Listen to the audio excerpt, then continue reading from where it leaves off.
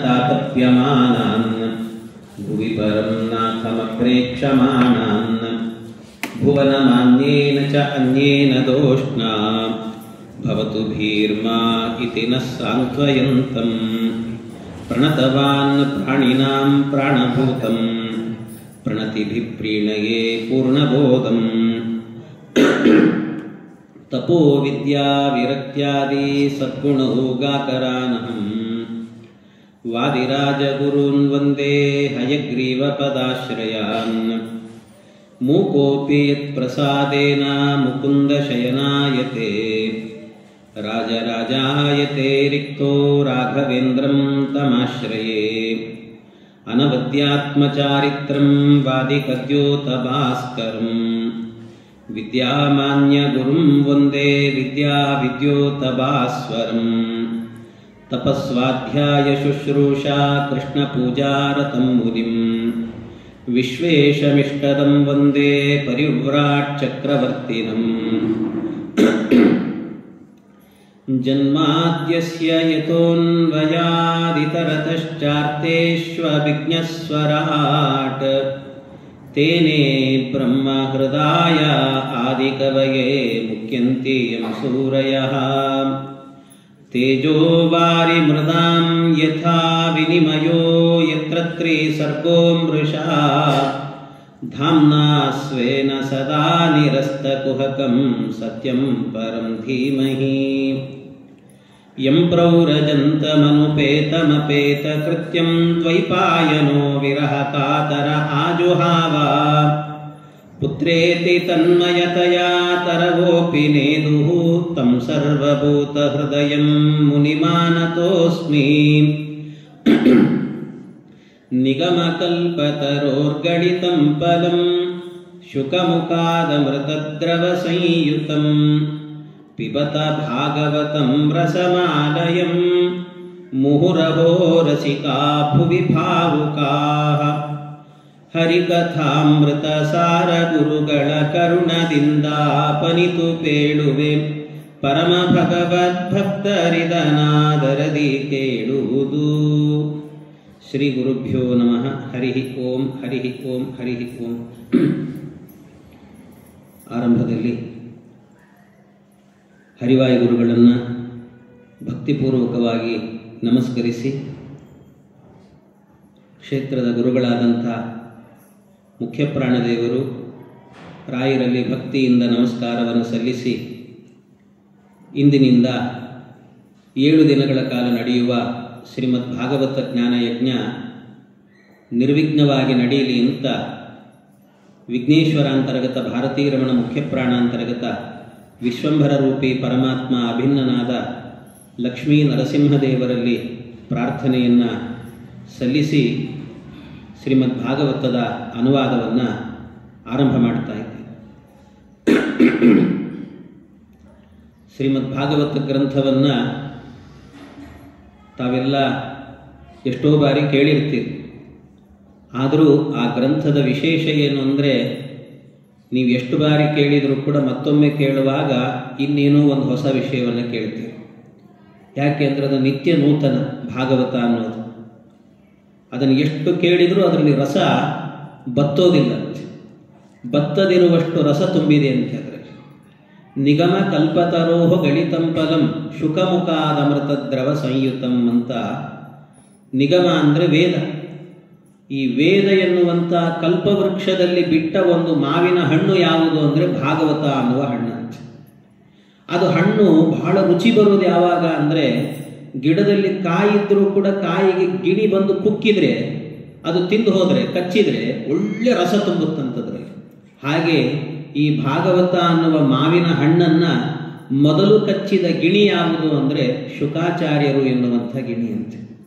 ಆ ಗಿಣಿ ಕಚ್ಚಿದ್ದರಿಂದಾಗಿ ರಸಮಾಲಯಂ. ಅದರಲ್ಲಿ ನಾವು ಆಪೂಸ್ ಅಂತ ತಗೊಳ್ತೀವಿ, ಬೇರೆ ಬೇರೆ ಮಾವಿನ ಹಣ್ಣು ತಗೊಳ್ತೀವಿ. ಎಷ್ಟು ಹಣ್ಣನ್ನು ತಗೊಂಡು ನಾವು ಅದನ್ನು ತೆಗೆದರೂ ಕೂಡ ತಿನ್ನಬೇಕು ಅಂತ ತಗೊಂಡ್ರೆ ಅದರಲ್ಲಿ ಸಿಪ್ಪೆ ಸಿಕ್ಕೇ ಸಿಗ್ತದೆ, ಒಳಗಡೆ ಗೊರಟು ಸಿಕ್ಕೇ ಸಿಗ್ತದೆ, ಅಲ್ಲಲ್ಲಿ ಸಣ್ಣ ಪುಟ್ಟ ನಾರು ಸಿಕ್ತಿರ್ತದೆ, ಇವೆಲ್ಲ ಬರ್ತದೆ, ತೆಗೆದು ಹಾಕುವಂಥ ಪದಾರ್ಥಗಳಿರ್ತದೆ. ಆದರೆ ಭಾಗವತ ಅನ್ನುವಂಥ ಈ ಮಾವಿನ ಹಣ್ಣು ಎಂಥದ್ದು ಅಂದರೆ ಇದರಲ್ಲಿ ತೆಗೆದು ಬಿಸಾಕುವಂಥ ಒಂದೇ ಒಂದು ಅಂಶವೂ ಇಲ್ಲ.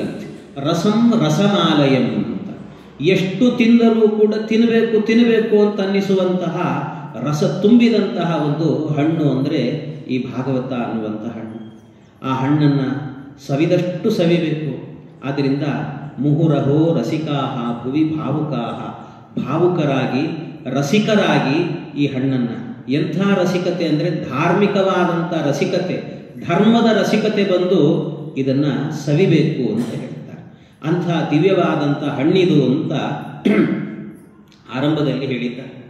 ಇಂಥ ಭಾಗವತ ಇದನ್ನು ನೀವೆಲ್ಲ ಕಥೆ ಕೇಳಿರ್ತೀರಿ, ಆದ್ದರಿಂದ ಕೆಲವು ಅಂಶಗಳನ್ನು ಮಾತ್ರ ಸ್ವಲ್ಪ ಹೇಳಿ ಉಳಿದ ಅಂಶಗಳಿಗೆ ಪ್ರವೇಶ ಮಾಡುತ್ತೇನೆ ನಾನು. ಈ ಭಾಗವತ ಗ್ರಂಥವನ್ನು ಮಹಿಮೆಯನ್ನು ಹೇಳಲಿಕ್ಕೆ ಅಂತ ಪದ್ಮಪುರಾಣದಲ್ಲಿ ಇದರ ಮಹಿಮೆಯನ್ನು ಹೇಳಿದ್ದಾರೆ. ಮೊದಲಿಗೆ ಸುಮಾರು ಕಲಿಯುಗ ಆರಂಭ ಆಗಿ 260 ವರ್ಷ ಆಗಿತ್ತಂತೆ. ಆಗ ಒಂದು ಸರ್ತಿ ಭಾಗವತ ನಡೀತಂತೆ. ಯಾರು ಮಾಡಿದ್ದು ಅಂದರೆ ನಾರದ ಮಹರ್ಷಿಗಳು ಭೂಲೋಕ ಸಂಚಾರವನ್ನು ಮಾಡಿದ್ರಂತೆ. ಭೂಲೋಕದಲ್ಲಿ ಎಲ್ಲ ಭಕ್ತರು ಹೇಗಿದ್ದಾರೆ, ಅದರಲ್ಲೂ ಕಲಿಯುಗದಲ್ಲಿ ಕಲವು ಕೇಶವ ಸಂಕೀರ್ತನಾತ್ ಅಂತ ಹೇಳ್ತಾರೆ.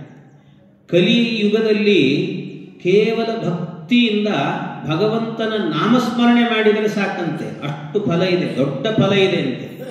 ಆದ್ದರಿಂದ ಎಷ್ಟು ಪುಣ್ಯ ಸಂಪಾದನೆ ಮಾಡ್ತಾರೆ ಒಮ್ಮೆ ನೋಡಬೇಕು ಅಂತ ಅನಿಸಿ ನಾರದ ಮಹರ್ಷಿಗಳು ಭೂಲೋಕಕ್ಕೆ ಬಂದ್ರಂತೆ. ಕಲಿಯುಗದ ಜನರಲ್ಲಿ ಎಷ್ಟು ಚೆನ್ನಾಗಿರ್ತಾರೆ ಪುಣ್ಯ ಸಂಪಾದನೆ ಮಾಡಿಕೊಂಡು ಅಂತ. ಎಲ್ಲಿಗೆ ಬಂದರು ಭೂಲೋಕದಲ್ಲಿ ಅಂದರೆ ಅವರೇನು ಹುಬ್ಬಳ್ಳಿಗೆ ಭಕ್ತಾದಿಗಳ ರಾಯರ ಮಠಕ್ಕೆ ಬರಲಿಲ್ಲ. ಮತ್ತು ಅವರು ಎಲ್ಲಿಗೆ ಹೋದರು ಅಂದರೆ ಬರೀ ಪುಣ್ಯಕ್ಷೇತ್ರಕ್ಕೇನೆ ಸಂಚಾರ ಮಾಡಿದರು. ಪುಣ್ಯಕ್ಷೇತ್ರನೇ ಯಾವುದದು? ಪುಷ್ಕರಂಚ ಪ್ರಯಾಗಂಚ ಕಾಶೀಂ ಗೋದಾವರೀಂ ತಥಾ ಹರಿಕ್ಷೇತ್ರಂ ಕುರುಕ್ಷೇತ್ರಂ ಶ್ರೀರಂಗಂ ಸೇತುಬಂಧನಂ ಏವಮಾದಿಷು ತೀರ್ಥೇಶು ಭ್ರಮಮಾಣ ಇತಸ್ತತಃ. ಎಲ್ಲ ಕಡೆ ಸಂಚಾರ ಮಾಡಿದರು. ಪುಷ್ಕರ, ಪ್ರಯಾಗ, ಕಾಶಿ, ಗೋದಾವರಿ, ಹರಿಕ್ಷೇತ್ರ, ಕುರುಕ್ಷೇತ್ರ ಎಲ್ಲ ಪುಣ್ಯಕ್ಷೇತ್ರಗಳಿಗೆ ಹೋದ್ರಂತೆ. ಒಂದೊಂದು ದಿವ್ಯವಾದಂಥ ಕ್ಷೇತ್ರಗಳು, ಒಂದೊಂದು ದಿವ್ಯವಾದ ಕ್ಷೇತ್ರ. ಹರಿಕ್ಷೇತ್ರ ಅಂದರೆ ಹರಿದ್ವಾರ ಅಂತ, ಕುರುಕ್ಷೇತ್ರವಂತೂ ಗೊತ್ತೇ ಇದೆ. ಆ ಕುರುಕ್ಷೇತ್ರಕ್ಕೆ ಹೋದ್ರಂತೆ. ಯಾಕೆ ಅಂದರೆ ಧರ್ಮದ ಬೇರು ಇರುವಂತಹ ಒಂದು ಕ್ಷೇತ್ರ ಕುರುಕ್ಷೇತ್ರ ಅಂತ ಹೇಳುತ್ತಾರೆ. ಅಂಥ ದಿವ್ಯವಾದಂಥ ಎಲ್ಲ ಪಟ್ಟಣಗಳಿಗೆ ಎಲ್ಲ ಕಡೆಯನ್ನು ಓಡಾಡಿದರೆ ನಾರದ ಮಹರ್ಷಿಗಳಿಗೆ ಬಹಳ ಬೇಸರ ಆಯ್ತಂತೆ. ನಾ ಪಶ್ಯತ್ ಕುತ್ರಚಿತ್ ಕರ್ಮ ಮನಸ್ಸಂತೋಷಕಾರಕಂ. ಒಂದೇ ಒಂದು ಜಾಗದಲ್ಲೂ ಕೂಡ ಮನಸ್ಸಿಗೆ ಸಂತೋಷ ಆಗುವಂಥ ಒಂದು ಕೆಲಸ ನಡೀತಿರ್ಲಿಲ್ಲ ಅಂತ. ಯಾಕೆ ಅಂದರೆ ಎಲ್ಲ ಕಲಿಯುಗದ ಜನರು ಹೇಗಿದ್ರು, ಅದು ದೇವರ ಹತ್ತಿರದಲ್ಲಿರುವವರು, ಪುಣ್ಯಕ್ಷೇತ್ರ. ಆ ಪುಣ್ಯಕ್ಷೇತ್ರದಲ್ಲಿ ವಾಸ ಮಾಡ್ತಾ ಇದ್ದರೂ ಕೂಡ ಜನ ಹೇಗೆ ಬದುಕ್ತಾ ಇದ್ರು ಅಂತಂದರೆ ಎಲ್ಲ ದೇವರ ಮುಂದೆ ಇದ್ದಾರಂತೆ. ಯಾಕೆ ಅಂದರೆ ಈ ದೇವರಿಂದ ನನ್ನ ಹೊಟ್ಟೆ ಪಾಡಿಗೆ ಏನಾಗುತ್ತೆ ಅಂತಿದ್ದಾರಂತಷ್ಟೆ. ದೇವರ ಎದುರಿಗೆ ನಿಂತಿದ್ದಾರೆ. ಯಾಕೆ? ನೀವು ಬಂದರೆ ನಿಮಗೆ ದೇವರ ದರ್ಶನ ಮಾಡಿಸ್ತೇನೆ, ಇಷ್ಟು ದುಡ್ಡು ಕೊಟ್ಟರೆ ನಿಮಗೆ ಮೇನ್ ಗೇಟಲ್ಲೇ ಬಿಟ್ಬಿಡ್ತೇನೆ ನಿಮಗೆ ಅಂತ ಹೇಳ್ತಾರಂತೆ. ಹೀಗೆ ದುಡ್ಡಿಗೋಸ್ಕರ ಅಂದರೆ ಎಲ್ಲರೂ ಕೂಡ ತಮ್ಮ ಹೊಟ್ಟೆ ಪಾಡಿಗೋಸ್ಕರವಾಗಿ ದೇವರನ್ನು ಇಟ್ಕೊಂಡಿದ್ದಾರೆ ಹೊರತು ಆತ್ಮೋದ್ಧಾರ ಆಗಬೇಕು ಅಂತ ಯಾರೂ ಮಾಡುತ್ತಿಲ್ಲ. ತಮ್ಮ ಪ್ರತಿಷ್ಠೆ, ತಮ್ಮ ಕೀರ್ತಿ, ನಾನು ಅನ್ನುವಂಥ ಭಾವದಿಂದ ದೇವರ ಹತ್ತಿರ ಇದ್ದಾರೆ ಹೊರತು ಯಾರು ಉದರಂಬರಿಣೋ ಜೀವಾಹ ವರಾಕ ಕೂಟ ಭಾವಿನಃ, ಎಲ್ಲ ಉದರಂಬರಿಗಳು ತಮ್ಮ ಹೊಟ್ಟೆ ಪಾಡು ನೋಡ್ಕೊಳ್ತಿದ್ದಾರಂತೆ. ನನಗೇನು ಇದರಲ್ಲಿ ಅಂತ ನೋಡ್ತಿದ್ದಾರೆ ಅಷ್ಟೇ ಹೊರತು ಯಾರು ಕೂಡ ದೇವರಿದ್ದಾನೆ ಅವನ ಇದರಲ್ಲಿ ನಾವು ನಮ್ಮ ಆತ್ಮೋದ್ಧಾರ ಮಾಡಿಕೊಳ್ಬೇಕು, ಸಾಧನೆ ಮಾಡಬೇಕು, ಈ ಭಾವವೇ ಇಲ್ಲ ಎಲ್ರಿಗೂ ಕೂಡ. ಹೀಗೆ ಬದುಕ್ತಾ ಇದ್ರಂತೆ. ಇದನ್ನು ನೋಡಿ ಬಹಳ ದುಃಖ ಆಯಿತು ನಾರದ ಮಹರ್ಷಿಗಳಿಗೆ. ದುಃಖವಾಗಿ ಎಲ್ಲ ಕ್ಷೇತ್ರಗಳನ್ನು ಬಿಟ್ಟು ಈಗ ತಾನೇ ಓಡಾಡಿ ಹೋಗಿದಂಥ, ಅದು ಕೃಷ್ಣ ಸಂಚಾರ ಮಾಡಿದಂಥ ಯಮುನಾ ತೀರ, ಅಲ್ಲಾದರೂ ಕೂಡ ಧರ್ಮ ಇರುತ್ತೆ, ಕೃಷ್ಣ ನಡೆದಾಡಿದಂಥ ಊರದು, ಅದರಿಂದ ಅಲ್ಲಿ ಹೋಗೋಣ ಅಂತ ಹೋದ್ರಂತೆ. ಅಲ್ಲಿ ಹೋದರೆ ಅಲ್ಲೇನಾಗಿತ್ತು ಅಂದರೆ ಒಂದು ವಿಚಿತ್ರವಾದ ಘಟನೆ ನೋಡಿದ್ರು. ಒಬ್ಬ ತರುಣಿ ಕೂತಿದ್ದಾಳಂತೆ. ಅವಳ ಹತ್ತಿರದಲ್ಲೇನೆ ಅವಳ ತೊಡೆ ಮೇಲೆ ಇಬ್ಬರು ಮುದುಕರು ಬಿದ್ದಿದ್ದಾರೆ. ಮೇಲೇಳಿ ಏಳಿ ಅಂತ ಕಣ್ಣೀರು ಹಾಕ್ತಿದ್ದಾಳೆ, ಏಳ್ಲಿಕ್ಕೆ ಆಗ್ತಿಲ್ಲ ಮುದುಕರಿಗೆ. ಏನೋ ವಿಚಿತ್ರ. ನೋಡಿದ್ರು, ಮುಂದೆ ಹೋಗ್ತಿದ್ರಂತೆ. ಆ ಹೆಣ್ಣು ಮಗಳೇನೆ ನಾರದರನ್ನು ನೋಡಿ ಕರೆದಂತೆ, ಸ್ವಾಮಿ ನಾರದರೇ, ನಾನೊಬ್ಬ ಹೆಣ್ಣು ತರುಣಿ, ಕಣ್ಣೀರು ಹಾಕ್ತಾ ಇದ್ದೇನೆ, ನನ್ನನ್ನು ನೋಡಿ ಯಾಕಮ್ಮ ಅಳ್ತಾ ಇದ್ದಿ ಅಂತಲೂ ಕೂಡ ಕೇಳದೆ ಹಾಗೆ ಹೋಗ್ತಿದ್ದೀರಲ್ಲ, ಯಾಕೆ ಕಲಿಯುಗದ ಗಾಳಿ ನಿಮಗೂ ಬಡಿತೇನೋ ಅಂತ ಕೇಳಿದ್ರಂತೆ. ಅದಕ್ಕೆ ಕೇಳಿದ್ದಕ್ಕೆ ಅದಕ್ಕೆ ಹತ್ರ ಬಂದರು. ಯಾರು ನೀನು? ನಿನ್ನ ಹೆಸರೇನು? ಇವರಿಬ್ಬರು ಮುದುಕರು ಬಿದ್ದಿದ್ದಾರಲ್ಲ, ಇವ್ರು ಯಾರು? ಎಲ್ಲಿಂದ ಬಂದಿದ್ದಿ ನೀನು? ಅದಕ್ಕೆ ಎಲ್ಲ ಕೇಳಿದಾಗ ಅವಳು ಹೇಳ್ತಾಳೆ, ಉತ್ಪನ್ನ ದ್ರವಿಡೇ ಸಾಹಂ ವೃದ್ಧಿಂ ಕರ್ನಾಟಕೆ ಗತ ಕ್ವಚಿನ್ ಕ್ವಚಿನ್ ಮಹಾರಾಷ್ಟ್ರೇ ಗುರ್ಜರೇ ಜೀರ್ಣತಾಂಗತ. ಅಹಂ ಯಾರು ನಾನು ಅಂತಂದ್ರೆ, ನಾನು ಹುಟ್ಟಿದ್ದು ದ್ರವಿಡ ದೇಶದಲ್ಲಿ, ಬೆಳೆದದ್ದು ಕರ್ನಾಟಕದಲ್ಲಿ, ಸ್ವಲ್ಪ ಮಹಾರಾಷ್ಟ್ರದಲ್ಲೂ ಓದಿದ್ದೀನಿ, ಅಲ್ಲೂ ಬೆಳೆದಿದ್ದೀನಿ. ಆದರೆ ಈ ಗುಜರಾತ್ ಪ್ರದೇಶಕ್ಕೆ ಬಂದೆಲ್ಲ ಸ್ವಲ್ಪ ನನಗೆ ಬೇಜಾರಾಗಿ ನಾನು ಸ್ವಲ್ಪ ತೆಳ್ಳಗಾಗಿದ್ದೇನೆ. ಇವರಿಬ್ಬರು ಏನಿದ್ದಾರೆ ಮುದುಕರು ನನ್ನ ಮಕ್ಕಳು ಅಂತಂದರು. ಎಲ್ಲಾದರೂ ಇರ್ತದ, ತಾಯಿಗೆ ತಾರುಣ್ಯ ಇದೆ ಅಂತೆ, ಮಕ್ಕಳಿಗೆ ಮುಪ್ಪು ಬಂದಿದೆ ಅಂತೆ. ಎಂಥ ವಿಚಿತ್ರವಾದ ಕಲಿಯುಗ ಆ ಕಲಿಯುಗ. ಅದಕ್ಕೆ ಇವರಿಬ್ಬರು ನನ್ನ ಮಕ್ಕಳು. ಏನು ನಿನ್ನ ಹೆಸರು ಅಂದರೆ ಅಹಂ ಭಕ್ತಿ ರೀತಿ ಖ್ಯಾತ. ಅವಳು ಹೇಳಿದ್ದು ನನ್ನ ಹೆಸರು ಭಕ್ತಿ ಅಂತ. ಇವರಿಬ್ಬರು ಮಕ್ಕಳಿದ್ದಾರಲ್ಲ, ಅವನ ಒಬ್ಬನ ಹೆಸರು ಜ್ಞಾನ ಅಂತ, ಇನ್ನೊಬ್ಬನ ಹೆಸರು ವೈರಾಗ್ಯ ಅಂತ ಹೆಸರು ಅಂತ. ಇವರಿಬ್ಬರಿಗೆ ಮುಪ್ಪು ಬಂದಿದೆ, ಕೆಳಗೆ ಬಿದ್ದಿದ್ದಾರೆ, ಹೇಳ್ಲಿಕ್ಕಾಗ್ತಾ ಇಲ್ಲ. ಇವ್ರು ಹೇಳಿ ಅಂತ ಕಣ್ಣೀರು ಹಾಕ್ತಿದ್ದೀನಿ, ಹೇಳ್ತಿಲ್ಲ ಅಂತ. ನಾರದರು ಹೇಳಿದರು, ನೀನು ಯೋಚನೆ ಮಾಡಬೇಡ ತಾಯಿ, ನಾನು ಎಬ್ಬಿಸ್ತೇನೆ ಇವರನ್ನ ಅಂತ ಅಲ್ಲೇ ಕುಳಿತುಕೊಂಡು ವೇದ ವೇದಾಂತ ತತ್ವೈಶ್ಚ ಗೀತಾ ಪಾಠೈರ್ ಮುಹುರ್ಮುಹು, ಎಲ್ಲ ವೇದ ವೇದಾಂತ ಉಪನಿಷತ್ತು ಗೀತೆ ಎಲ್ಲವನ್ನೂ ಪಾರಾಯಣ ಮಾಡಿದ್ರಂತ ಅನ್ಸುತ್ತೆ. ಎಲ್ಲ ಪಾರಾಯಣ ಮಾಡಿದರು. ಎಲ್ಲ ಪಾರಾಯಣ ಆದಾಗ ಆ ಪಾರಾಯಣವನ್ನೆಲ್ಲ ಕೇಳಿಸಿಕೊಂಡು ಕೆಳಗೆ ಬಿದ್ದಂತ ಇಬ್ಬರು ಮುದುಕರು ಮೇಲೆ ಎದ್ರಂತೆ ಒಂದ್ಸರ್ತಿ. ನಾರದರಿಗೆ ಖುಷಿಯಾಗಿಬಿಡ್ತು, ನನ್ನ ಪಾರಾಯಣದ ಶಕ್ತಿಯಿಂದ ಇವರು ಎದ್ರು ಅಂತ ಪಾರಾಯಣ ನಿಲ್ಲಿಸಿದ್ರು. ಇವ್ರು ನಿಲ್ಲಿಸ್ಲಿಕ್ಕೆ ಪುರುಸೋತಿಲ್ಲ, ಮತ್ತೆ ಥಪ್ ಅಂತ ಕೆಳಗೆ ಬಿದ್ದರು. ಹೇಳಲಿಕ್ಕಾಗ್ತಾ ಇಲ್ಲ. ಅರ್ಥ ಮಾಡಿಕೊಂಡ್ರು, ಇಷ್ಟು ಸುಲಭದಲ್ಲಿ ಹೇಳಲ್ಲ ಇವರು, ಇವ್ರಿಗೇನಾದರೂ ಮಾಡ್ತೇನೆ ನಾನು ಅಂತ. ಅದಕ್ಕೇನು ಮಾಡಿದ್ರು, ನೀನು ಇಲ್ಲೇ ಇರು, ಇವರನ್ನು ಎಬ್ಬಿಸೋ ಕೆಲಸ ಮಾಡುತ್ತೇನೆ ಅಂತ ಯಮುನಾ ತೀರದಿಂದ ಗಂಗಾ ತೀರಕ್ಕೆ ಹೋದ್ರಂತೆ. ಗಂಗಾ ತೀರಕ್ಕೆ ಹೋದಾಗ ಗಂಗಾ ತೀರದಲ್ಲಿ ಬ್ರಹ್ಮದೇವರ ಮಕ್ಕಳು ಸನತ್ಕುಮಾರರು ಅಂತ ಆ ಸನತ್ಕುಮಾರರು ಸಿಕ್ಕರು. ಆ ಸನತ್ಕುಮಾರರು ಸಿಕ್ಕಾಗ ಅವರ ಎದುರಲ್ಲಿ ಹೋಗಿ, ಇಂಥ ಘಟನೆ ನೋಡಿದ್ದೀನಿ ನಾನು, ನನ್ನನ್ನು ಉದ್ಧಾರ ಮಾಡಿ.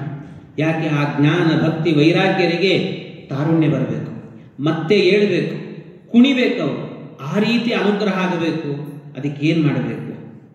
ಅದಕ್ಕೆ ಸನತ್ಕುಮಾರರು ಹೇಳ್ತಾರೆ ನಾರದ ಮಹರ್ಷಿಗಳಿಗೆ, ಸ್ವಾಮಿ ನಿಮಗೆ ಗೊತ್ತಿಲ್ಲದೇನಿದೆ, ಸತ್ಕರ್ಮ ಸೂಚಕೋ ನೂನಂ ಜ್ಞಾನ ಯಜ್ಞಂ ಸ್ಮೃತಂ ಬುಧೈಹಿ. ಯಾವಾಗಲೂ ಜೀವನದಲ್ಲಿ ನಮ್ಮ ಏನೋ ಆಕಸ್ಮಿಕವಾಗಿ ನಮ್ಮ ಬದುಕಿನಲ್ಲಿ ಏನೋ ಒಂದು ಘಟನೆಯನ್ನು ನೋಡ್ತೇವೆ ನಾವು. ಏನೋ ಒಂದು ಘಟನೆ ನಮ್ಮ ಜೀವನದಲ್ಲೇ ಬಂದುಬಿಡುತ್ತಂತೆ. ನಮ್ಮ ಜೀವನದಲ್ಲೇ ಏನೋ ಘಟನೆ ನಡೆದಾಗ, ಅದು ದುರ್ಘಟನೆ ನಡೆದಾಗ, ಕೆಟ್ಟದ್ದೇನಾದರೂ ಆಗ್ತಾ ಇದೆ ಅನ್ನುವಂತಹ ಒಂದು ಸೂಚನೆ ನಮಗೆ ಬಂದಾಗ ಎಚ್ಚೆತ್ಕೊಂಡ್ಬಿಡ್ಬೇಕಂತ ನಾವು. ಎಚ್ಚೆತ್ಕೊಂಡು ಏನು ಮಾಡಬೇಕು? ಜ್ಞಾನ ಯಜ್ಞಂ ಸ್ಮೃತಂ ಬುಧೈಹಿ. ಒಂದು ಸರ್ತಿ ಭಾಗವತವನ್ನು ಶ್ರವಣ ಮಾಡಿಬಿಡ್ಬೇಕಂತೆ, ಜ್ಞಾನ ಕಾರ್ಯವನ್ನು ಮಾಡಬೇಕಂತ ಒಂದು ಸರ್ತಿ. ಹಾಗೆ ಮಾಡಿದರು ಅಂದರೆ, ದೇವರ ಆರಾಧನೆಯನ್ನು ಮಾಡಿದರು ಅಂದರೆ, ಅದು ಜ್ಞಾನ ಕಾರ್ಯದಿಂದ ದೇವರ ಆರಾಧನೆ ಮಾಡಿದರು ಅಂದರೆ ಅದಕ್ಕಿಂತ ದೊಡ್ಡದಿಲ್ಲ. ಆದ್ದರಿಂದ ಇದನ್ನು ಮಾಡಬೇಕು ಅಂತ ಹೇಳ್ತಾರೆ. ನಿನಗೂ ಕೂಡ ಇಂಥ ಒಂದು ಸೂಚನೆ ಕಂಡಿದೆ ಅಂದರೆ ಇದನ್ನು ಒಂದು ಜ್ಞಾನಯಜ್ಞ ಮಾಡಬೇಕು ಅಂತ. ಶ್ರೀಮದ್ಭಾಗವತಾಲಾಪಃ ಸತುಗೀತ ಶುಕಾದಿಭಿಹಿ. ಆದ್ದರಿಂದ ಶ್ರೀಮದ್ ಭಾಗವತವನ್ನು ಹೇಳಿ ಅಂತ ಹೇಳಿದರು. ಅದಕ್ಕೆ ನಾರದರು ಕೇಳಿದರಂತೆ, ಸ್ವಾಮಿ ನೀವೇ ಆ ಭಾಗವತವನ್ನು ಹೇಳಿ ಎಂದು. ನೀವೇ ಭಾಗವತ ಹೇಳಿ ಎಂದಾಗ ಸನತ್ಕುಮಾರರು ಗಂಗಾ ತೀರದಲ್ಲಿ ಕೂತ್ಕೊಂಡು ಶ್ರೀಮದ್ ಭಾಗವತವನ್ನು ಹೇಳಲಿಕ್ಕೆ ಶುರು ಮಾಡಿದರಂತೆ. ಆ ಭಾಗವತ ಹೇಳ್ತಾ ಇದ್ದಂತೆ ಕೃಷ್ಣನ ಕಥೆ ಬಂತು ಭಾಗವತದಲ್ಲಿ. ಆ ಕೃಷ್ಣನ ಕಥೆ ಬರೋದ್ರೊಳಗೆ ಅದರ ಎಫೆಕ್ಟ್ ನೋಡಿ ಹೇಗಿದೆ. ಈ ಭಾಗವತ ನಡೆದದ್ದು ಗಂಗಾ ತೀರದಲ್ಲಿ, ಅದರ ಎಫೆಕ್ಟ್ ಆದದ್ದೆಲ್ಲಿ ಅಂದರೆ ಯಮುನಾ ತೀರಕ್ಕಾಗಿತ್ತಂತೆ. ಯಮುನಾ ತೀರದಲ್ಲಿದ್ದಂಥ ಜ್ಞಾನ ಭಕ್ತಿ ವೈರಾಗ್ಯ ಎಲ್ಲರಿಗೂ ತಾರುಣ್ಯ ಬಂದಿದೆ. ಆ ತಾರುಣ್ಯದಿಂದ ಕುಣಿತ ಬರ್ತಿದ್ದಾರಂತೆ ದಾರಿಯಲ್ಲಿ. ಆ ಭಕ್ತಿ ಇದ್ದಾಳಲ್ಲ, ಮಕ್ಕಳ ಇಬ್ಬರದ್ದು ಕೂಡ ಎರಡು ಕೈಯನ್ನು ಹಿಡ್ಕೊಂಡು ಹೀಗೆ ಓಡೋಡಿ ಬರ್ತಿದ್ದಾಳೆ. ಕುಣಿತ ಬರುವಾಗ ಹೇಗೆ ಬಂದ್ರು? ಅವ್ರು ಬರಬೇಕಾದ್ರೆ ಸುಮ್ಮನೆ ಬರ್ಲಿಲ್ಲಂತೆ. ಭಕ್ತಿ ಸುತೌತೌ ತರುಣೌ ಗೃಹೀತ್ವಾ ಪ್ರೇಮೈಕ ರೂಪ ಸಹಸಾ ವಿರಾಸೀತ್ ಶ್ರೀಕೃಷ್ಣ ದಾಮೋದರ ಮಾಧವೇತಿ. ಎಲ್ಲ ಕಡೆಯಲ್ಲೂ ಕೂಡ ಬರಬೇಕಾದ್ರೆ ಹ್ಯಾಕ್ ಬರ್ತಿದ್ದಾರೆ ಅಂತಂದ್ರೆ ಭಕ್ತಿಸ್ಸು ತೌ ಆ ಭಕ್ತಿ ಇಬ್ಬರು ಮಕ್ಕಳ ಕೈಯನ್ನು ಹಿಡ್ಕೊಂಡು ಬರ್ತಿದ್ದಾಳಂತೆ. ಬರುವಾಗ ಹ್ಯಾಕ್ ಬಂದ್ಲು ಅಂದ್ರೆ ಶ್ರೀಕೃಷ್ಣ ದಾಮೋದರ ಮಾಧವೇತಿ, ಕೃಷ್ಣ ದಾಮೋದರ ಮಾಧವ ಅಂತ ಭಗವಂತನ ನಾಮಸ್ಮರಣೆಯನ್ನು ಮಾಡ್ತಾ ಮಾಡ್ತಾ ಪ್ರೇಮೈಕ ರೂಪ ಸಹಸಾ ವಿರಾಸೀತ್, ಕಣ್ಣಲ್ಲಿ ನೀರು ಹರಿತಾ ಇದೆ ಅಂತೆ, ಭಕ್ತಿ ಎನ್ನುವಂತಹದ್ದು ತುಂಬಿ ತುಳುಕ್ತಾ ಇದೆ. ಇದರಲ್ಲಿ ಬರ್ತಾ ಇದ್ದಾರಂತೆ. ಬಂದು ಭಾಗವತ ನಡೆಯುವಂತಹ ಸ್ಥಳದಲ್ಲಿ ಬಂದು ಕುಳಿತುಕೊಂಡು ಭಾಗವತವನ್ನು ಕೇಳಿ ಪುನೀತರಾಗಿ ಹೋದರು. ಭಾಗವತ ಮುಗಿದಾಗ ಸಾಕ್ಷಾತ್ ಭಗವಂತ ಪ್ರತ್ಯಕ್ಷನಾದನಂತೆ. ದೇವರು ಪ್ರತ್ಯಕ್ಷನಾಗಿ ಆ ಜ್ಞಾನ ಭಕ್ತಿ ವೈರಾಗ್ಯರಿಗೆ ಹೇಳಿದಂತೆ, ದೇವರು ನೀವು ಇಷ್ಟು ದಿವಸವೂ ಕೂಡ ಎಲ್ಲೆಲ್ಲೋ ಹೋಗ್ತೀರಾ, ನಿಮಗೆ ಮುಪ್ಪು ಬರುತ್ತೆ, ಕೆಳಗೆ ಬೀಳ್ತೀರಿ, ಹೇಳಲಿಕ್ಕಾಗಲ್ಲ, ಹಗಲೆಲ್ಲ ನಾರದರು ಬಂದು ಎಬ್ಬಿಸ್ಲಿಕ್ಕೆ ಇಲ್ಲೆಲ್ಲಿ ಭಾಗವತ ಹೇಳಲಿಕ್ಕೆ ಆಗಲ್ಲ ಇದೆಲ್ಲವೂ ಕೂಡ. ಆದ್ರಿಂದ ಇನ್ನು ಮುಂದೆ ನಿಮಗೆ ಮುಪ್ಪೇ ಬರದೇ ಇರುವಂತಹ ಜಾಗದಲ್ಲಿ ವಾಸ ಮಾಡುವ ಒಂದು ವ್ಯವಸ್ಥೆಯನ್ನು ಮಾಡಿಕೊಡ್ತೇನೆ ಅಂತ ಪರಮಾತ್ಮ ಹೇಳಿದಂತೆ. ಯಾವುದದು ಜಾಗ ಅಂತ ಹೇಳಿದ್ರೆ, ಇನ್ನು ಮುಂದೆ ನೀವು ವಾಸ ಮಾಡಬೇಕಾದ ಜಾಗ ಯಾವುದು ಅಂದ್ರೆ, ಯಾರು ಶ್ರದ್ಧಾ ಭಕ್ತಿಯಿಂದಾಗಿ ಶ್ರೀಮದ್ ಭಾಗವತವನ್ನು ಶ್ರವಣ ಮಾಡ್ತಾರಲ್ಲ ಅಂಥವರ ಹೃದಯದಲ್ಲಿ ವಾಸ ಮಾಡಿ ನೀವು ಅಂತ ಹೇಳಿದ್ರಂತೆ.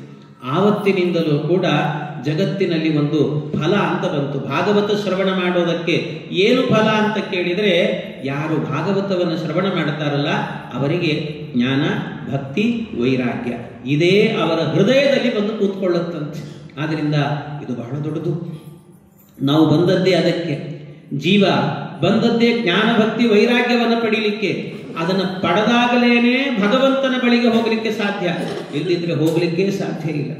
ನಾವೆಲ್ಲರೂ ಕೂಡ ಒಂದು ಸುಮ್ಮನೆ ಹೇಳುತ್ತೇನೆ ನಿಮಗೆ, ಏನು ಅಂದರೆ ಈ ಒಂದು ಜ್ಞಾನ ಅಂತ ಹೇಳ್ತೀವಲ್ಲ, ನಮ್ಮಲ್ಲಿ ಒಂದೊಂದಕ್ಕೆ ಒಂದೊಂದು ಮುದ್ರೆಗಳು ಅಂತಿದ್ದಾರೆ. ಹೀಗೆ ತೋರಿಸಿದರೆ ಅಭಯ ಮುದ್ರೆ ಅಂತ ಹೇಳ್ತಾರೆ.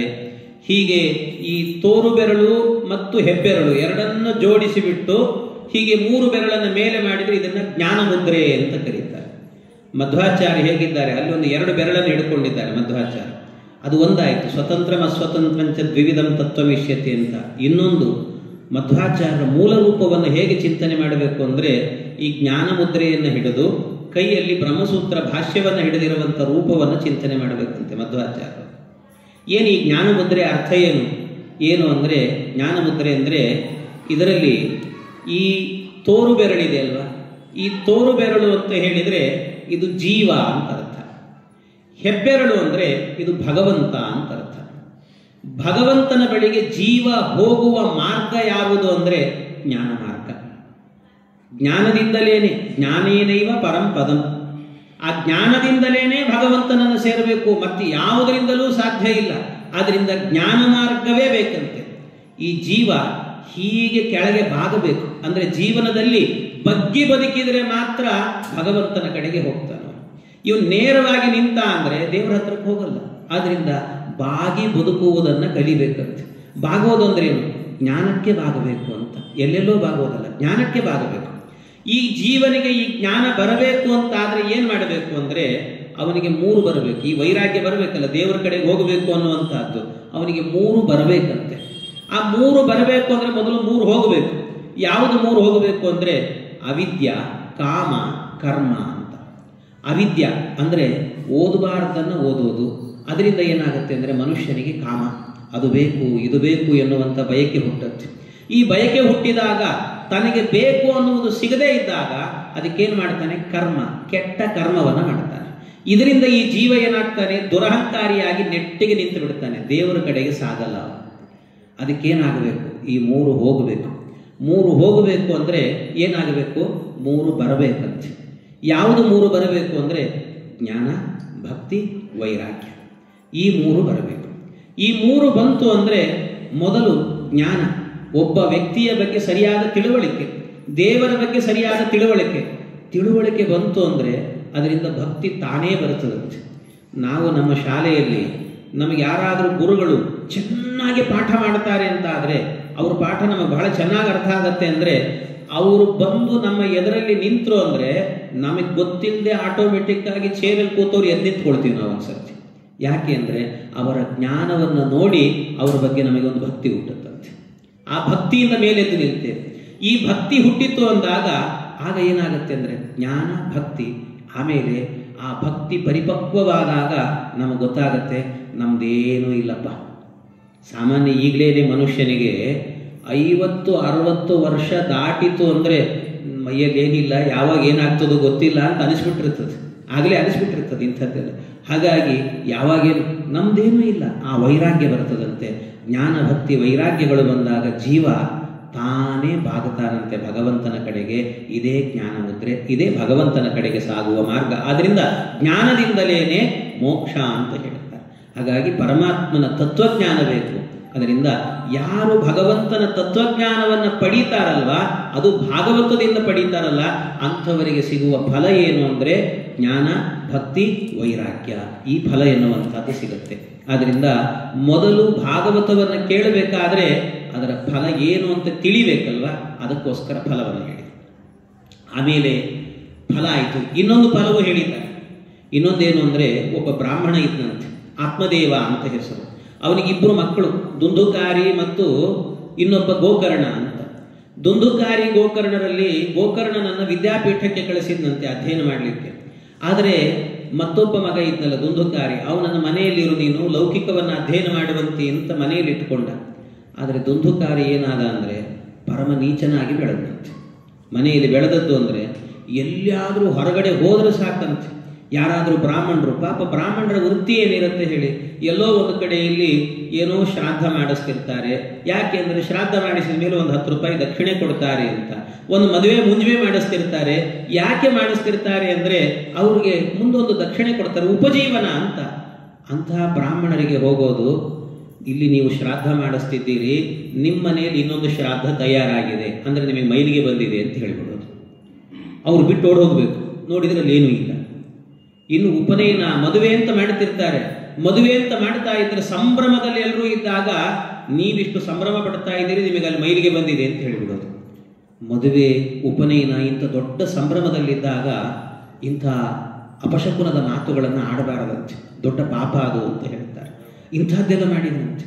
ಇವನು ಮಾಡೋದಕ್ಕೆ ಜನ ಎಲ್ಲ ಏನು ಮಾಡ್ತಿದ್ರಂತೆ, ಕಲ್ಲು ಹಾಕ್ತಿದ್ರಂತೆ ಇವನ ಮೇಲೆ, ಹಿಡಿ ಶಾಪ ಹಾಕೋರಂತೆ. ಎಷ್ಟು ಶಾಪ ಹಾಕೋರು ಅಂತಂದರೆ, ನಿನ್ನಿಂದಾಗಿ ಎಲ್ಲರ ಜೀವನ ಎನ್ನುವಂತಹದ್ದು ಹಾಳಾಗ್ತಾ ಇದೆ, ಆದ್ದರಿಂದ ನೀನು ಬದುಕಿರಬೇಡ ನೀನು ಅಂತ ಹಿಡಿ ಶಾಪ ಹಾಕೋದಂತೆ ಇವನಿಗೆ. ಈ ರೀತಿ ಮಾಡಿದ್ರು. ಆದರೂ ಬಿಟ್ಟಿಲ್ಲ ಇವನು, ಇದೇ ರೀತಿ ಬದುಕಿದ. ಇಂಥ ಮಗ ಹುಟ್ಟಿದ್ನಲ್ಲ ಅಂತ ಅವರಪ್ಪ ಆತ್ಮದೇವ ಏನು ಮಾಡಿದಂತೆ, ಕಾಡಿಗೆ ಹೋಗಿ ತಪಸ್ಸನ್ನು ಮಾಡ್ತಾ ಪ್ರಾಣತ್ಯಾಗ ಮಾಡಿದ. ಆಮೇಲೆ ತಾಯಿಯನ್ನು ಹೊಡೆದು ಹಣವನ್ನು ಕಸಗೊಳ್ಳಿಕ್ಕೆ ಶುರು ಮಾಡಿದಂತೆ. ಅದನ್ನು ನೋಡಿ ತಾಯಿ ಬೇಸರ ಮಾಡಿಕೊಂಡು ಮನೆಯ ಹಿಂಭಾಗದಲ್ಲಿ ಒಂದು ಬಾವಿಗೆ ಬಿದ್ದು ಪ್ರಾಣ ಕಳ್ಕೊಂಡಂತೆ. ಇವನೊಬ್ಬನೇ ಆದ ಸ್ವೇಚ್ಛೆ. ಮನೆಯನ್ನು ಏನು ಮಾಡಿದಂತೆ, 4 ಜನ ವೇಶ್ಯೆಯರನ್ನು ಕರೆದುಕೊಂಡು ಬಂದು ವೇಶ್ಯಾವಾಟಿಕೆಯನ್ನು ಮಾಡಿದಂತೆ. ಇದನ್ನು ಮಾಡಿದಾಗ ಎಂಥ ಪವಿತ್ರವಾದ ಮನೆ ಇಷ್ಟು ಹಾಳು ಮಾಡಿದ. ಆ ವೇಶ್ಯೆಯರು 4 ಜನ ಏನು ಮಾಡಿದ್ರಂತೆ, ರಾಜನ ಬಳಿಯಲ್ಲಿದ್ದ ಒಂದು ಚಿನ್ನವನ್ನು ಅಪಹರಣ ಮಾಡ್ಲಿಕ್ಕೆ ಹೇಳಿದರು. ಮಾಡಿಬಿಟ್ಟ ಇವನು. ಎಲ್ಲಿ ಸಿಗಾಕೊಂಡ್ರೆ ರಾಜನಿಗೆ ನಮ್ಮ ಹೆಸರು ಹೇಳ್ತಾನೋ ಅಂತ ಹೆದರಿ ಅವನಿಗೆ ಕೊಂದೇ ಬಿಟ್ರು. ಎಲ್ಲ ಸೇರಿಕೊಂಡು ಕೊಂದಾಗ ಆಗ ಪ್ರಾಣ ಹೋಯಿತು. ಬೇಗ ಸಾಯಲಿಲ್ಲ ಅವನು, ಪಾಪಿ ಚಿರಾಯು ಅಂತ ಹೇಳ್ತಾರಲ್ಲ ಹಾಗೆ ಬೇಗ ಸಾಯಲಿಲ್ಲ. ಆದರೂ ಕೊಂದರು ಅವನನ್ನು. ಕೊಂದಾದ ನಂತರ ಮುಗೀತು, ಎಲ್ಲರೂ ಸತ್ರು. ಅವನ ಕುಟುಂಬದಲ್ಲಿ ಉಳಿದದ್ದು ಯಾರು ಅಂದರೆ ಒಬ್ಬನೇ ಒಬ್ಬ ಗೋಕರ್ಣ ಅನ್ನೋನು ಉಳಿದಿದ್ದ ಅಷ್ಟೇ. ಅವನೆಲ್ಲ ಅಧ್ಯಯನವನ್ನು ಮುಗಿಸಿ ಮೊದಲು ಮಾಡಿದ ಕೆಲಸ ಏನು ಅಂದರೆ, ನಮ್ಮಪ್ಪ ಕಾಡಿಗೆ ಹೋಗಿ ಸತ್ತಿದ್ದಾನೆ, ಅಮ್ಮ ಬಾವಿಗೆ ಬಿದ್ದು ಸತ್ತಿದ್ದಾಳೆ, ಅಣ್ಣ ಇನ್ನೇನೋ ಮಾಡಿ ಸತ್ತಿದ್ದಾನೆ, ಅದಕ್ಕೆ ಅವರಿಗೆಲ್ಲ ಸದ್ಗತಿ ಆಗಬೇಕು ಅಂತ ಪ್ರತಿ ಕ್ಷೇತ್ರಗಳಿಗೂ ಹೋಗಿ ಶ್ರಾದ್ದ ಮಾಡಿ ಬಂದಂತ. ಪ್ರತಿ ಕ್ಷೇತ್ರಗಳಿಗೆ ಮಾತ್ರ ಅಲ್ಲ, ಅದರ ಜೊತೆಗೆ ಇನ್ನೊಂದೇನು ಅಂತಂದರೆ ವಿಶೇಷವಾಗಿ ಗಯಾ ಕ್ಷೇತ್ರಕ್ಕೆ ಹೋಗಿ ಶ್ರಾದ್ದ ಮಾಡಿದ್ದ. ವಿಷ್ಣು ಪಾದದ ಮೇಲೆ ಅದೆಲ್ಲ ಪಿಂಡವನ್ನು ಹಾಕಿ ಶ್ರಾದ್ದ ಮಾಡಿ ಬಂದ. ಇಷ್ಟು ಶ್ರಾದ್ದ ಮಾಡಿ ಬಂದರೆ ಅವನಿಗೆ ಮನೆಗೆ ಬಂದಿದ್ದಾನೆ. ಮನೆಯಲ್ಲಿ ವಾಸ ಮಾಡಬೇಕಲ್ಲ. ಮನೆಯಲ್ಲಿ ವಾಸ ಮಾಡುವಾಗ ಅವನಿಗೆ ಪೂಜ್ಯ ಆಚಾರ್ಯರು ಬಂದಿದ್ದಾರೆ, ನಮಸ್ಕಾರ ಮಾಡ್ತಾರೆ. ಅವನಿಗೆ ಆ ಸಂದರ್ಭದಲ್ಲಿ ಮನೆಯಲ್ಲಿ ವಾಸ ಮಾಡುತ್ತಿದ್ದಾನೆ. ಕೆಲವೊಮ್ಮೆ ಹೇಗಿರುತ್ತೆ ಅಂದರೆ, ಜೀವನದಲ್ಲಿ ನಮಗೆಲ್ಲ ಕೊಟ್ಟಿರ್ತಾನೆ ದೇವರು, ಎಲ್ಲ ಕೊಟ್ಟಿದ್ದರೂ ಕೂಡ ನೆಮ್ಮದಿ ಮಾತ್ರ ಇರಲ್ಲ. ಆರೋಗ್ಯ ಇರುತ್ತೆ, ಸಂಪತ್ತಿರುತ್ತೆ, ಎಲ್ಲ ಇರುತ್ತೆ, ಏನೋ ಒಂದು ರೀತಿ ತಳಮಳ, ಏನೋ ಒಂದು ರೀತಿ ಹಿಂಸೆ. ಹಾಗೆ ಗೋಕರ್ಣನು ಕೂಡ ಮನೆಯಲ್ಲಿ ವಾಸ ಮಾಡುವಾಗ ಏನೋ ಒಂದು ರೀತಿಯ ಒಳಗಡೆಯಿಂದ ಹಿಂಸೆ ಆಗ್ತಾ ಇತ್ತಂತೆ. ಏನು ಹಿಂಸೆ ಅರ್ಥ ಆಗ್ತಾ ಇಲ್ಲ, ಆದರೂ ಹಿಂಸೆ ಗೊತ್ತಾಗಲಿಲ್ಲ. 1-2 ದಿವಸದಲ್ಲಿ ಮನೆಯಲ್ಲಿ ವಾತಾವರಣ ಎಲ್ಲ ಒಂದು ರೀತಿ ಅನ್ನಿಸ್ತಾ ಇತ್ತು. ಒಂದು ದಿವಸ ರಾತ್ರಿ ಆಗುವಾಗ ಬಾಗಿಲನ್ನು ಜೋರಾಗಿ ಯಾರೋ ಬಡದಂತೆ ಶಬ್ದ ಆಯಿತಂತೆ. ಬಡದ ಶಬ್ದ ಆದ ಕೂಡಲೇ ಧೈರ್ಯ ಮಾಡಿ ಬಾಗಿಲನ್ನು ತೆಗೆದನಂತೆ. ಒಂದು ಸರ್ತಿ ತೆಗೆದು ನೋಡ್ತಾನೆ. ಕ್ವಚಿತ್ ಹಸ್ತಿರ್ ಕ್ವಚಿನ್ ಮೇಷಃ ಕ್ವಚಿಚ್ಚ ಮಹಿಷೋ ಭವತ್. ಒಂದೊಂದು ಸರ್ತಿ ನೋಡಿದಾಗ ಒಂದೊಂದು ಕಾಣಿಸ್ತಂತೆ. ಆನೆ ಮುಖ ಕಾಣಿಸ್ತು, ಮೇಕೆ ಮುಖ ಕಾಣಿಸ್ತು, ಇನ್ನೊಂದು ಸರ್ತಿ ಆಗಬೇಕಾದ್ರೆ ಎಮ್ಮೆ ಮುಖ ಕಾಣಿಸ್ತಂತೆ. ಹೀಗೆ ವಿಚಿತ್ರವಾಗಿ ಕಾಣಲಿಕ್ಕೆ ಶುರುವಾಯಿತು.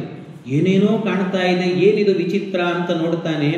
ಏನು ವಿಚಿತ್ರ? ಧೈರ್ಯ ಮಾಡಿ ಕೇಳಿದ್ನಂತೆ, ಯಾರು ನನ್ನನ್ನು ಹೆದರಿಸಲಿಕ್ಕೆ ಬರ್ತಾ ಇದ್ದೀರಿ? ಯಾಕೆ ನನಗಿಷ್ಟು ತೊಂದರೆ ಕೊಡ್ತಾ ಇದ್ದೀರಿ ಅಂತ ಜೋರಾದ ಧ್ವನಿಯಲ್ಲಿ ಕೇಳುವಾಗ ಆ ಕಡೆಯಿಂದ ಬರೀ ಧ್ವನಿ ಮಾತ್ರ ಬಂತು, ಮುಖ ಕಾಣಿಸ್ಲಿಲ್ಲ, ದೇಹ ಕಾಣಿಸ್ಲಿಲ್ಲ. ಅಲ್ಲಿಂದ ಧ್ವನಿ ಬಂತಂತೆ, ಅಹಂ ಅಹಂ ಅಹಂ ಭ್ರಾತ ತ್ವದೀಯೋಸ್ಮಿ ದುಂದುಕಾರೀತಿ ನಾಮತಃ. ನಾನು ಬೇರೆ ಯಾರು ಅಲ್ಲ, ನಿನ್ನ ಅಣ್ಣ ದುಂದುಕಾರಿ ನಾನು ಅಂತ ಅಲ್ಲಿಂದ ಧ್ವನಿ ಬರ್ತಾ ಇದೆ, ದೇಹ ಕಾಣಿಸ್ತಿಲ್ಲ.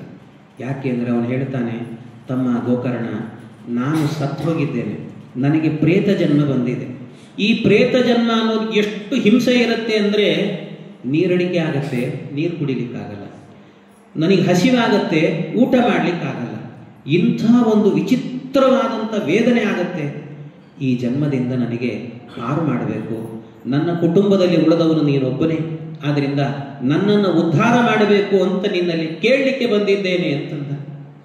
ಅವನು ಹೇಳ್ತಾನೆ, ಗೋಕರ್ಣ ಅಣ್ಣ, ನಿನಗೆ ಈ ಜನ್ಮ ಬರುತ್ತೆ ಅಂತ ನನಗೆ ಮೊದಲೇ ಗೊತ್ತಿತ್ತು ಅಂತ.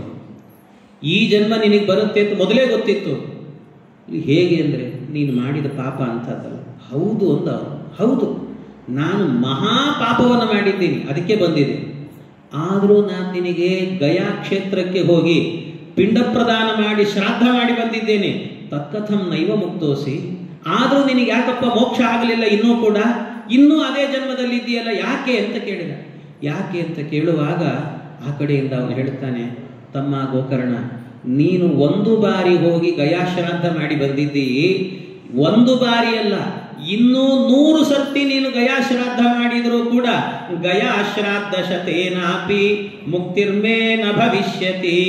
ನೀನಿನ್ನೂ 100 ಬಾರಿ ಗಯಾ ಶ್ರಾದ್ದ ಮಾಡಿದರೂ ಕೂಡ ನನಗೆ ಮುಕ್ತಿ ಅನ್ನುವಂತಹದ್ದು ಆಗೋದಿಲ್ಲ. ಯಾಕೆ? ನಾನು ಮಾಡಿದ ಪಾಪ ಅಂತ. ಬದುಕಿರುವಾಗ ಎಂಥಿಂಥ ಕೆಲಸ ಮಾಡಿದೆ ನಾನು, ಮಾಡಬಾರ್ದ ಕೆಲಸ. ಉತ್ತಮ ಬ್ರಾಹ್ಮಣರ ವೃತ್ತಿಯನ್ನೇ ತೆಗಿಸಿ ಬ್ರಹ್ಮತ್ಯದಾರಕ ನೆನಿಸಿದೆ. ಮತ್ತೆ ಮುಂಜಿ ಮದುವೆ ಸಮಯಕ್ಕೆ ನಾ ಹೋಗಿ ಸತ್ತ ಸುದ್ದಿಯ ಪೇಳಿದೆ. ವಿತ್ತವರು ಎಲ್ಲರೂ ಕೂಡ ಪ್ರತಿನಿತ್ಯವೂ ಕೂಡ ನನಗೆ ಕಲ್ಲು ಹೊಡೆದು ನಾನು ಸಾಯಲಿ ಅಂತ ಶಾಪ ಹಾಕ್ತಾ ಇದ್ರಲ್ಲ, ಇಂಥ ಕೆಲಸ ಮಾಡಿದೆ. ಪರಮ ಪಾಪಿಷ್ಟ ನಾನು ಪರಮ ಪಾಪಿಷ್ಟ. ಅಷ್ಟು ಸುಲಭದಲ್ಲಿ ನನಗೆ ಮುಕ್ತಿ ಅನ್ನೋದು ಸಿಗಲ್ಲ, ನನ್ನನ್ನು ಉದ್ಧಾರ ಮಾಡಬೇಕು ಅಂತ ಆ ಪ್ರೇತ ಜನ್ಮದಿಂದ ಕೇಳಿಕೊಂಡಾಗ ಆಗ ಗೋಕರ್ಣ ಹೇಳಿದ, ಆಯಿತು, ನಾನು ಪ್ರಯತ್ನ ಮಾಡ್ತೇನೆ ಅಂತ ಮರುದಿವಸ ಬೆಳಿಗ್ಗೆ ಎದ್ದು ಸೂರ್ಯಮಂಡಲದಲ್ಲಿರುವಂಥ ಭಗವಂತನನ್ನ ಸವಿತೃನಾಮಕ ನಾರಾಯಣನನ್ನ ಚಿಂತನೆ ಮಾಡಿದರಂತೆ. ಆ ಸವಿತೃನಾಮಕ ನಾರಾಯಣನನ್ನ ಚಿಂತನೆ ಮಾಡುವಾಗ ಸೂರ್ಯಮಂಡಲದಿಂದಲೇ ಒಂದು ಧ್ವನಿ ಬಂತಂತೆ ಅವನಿಗೆ.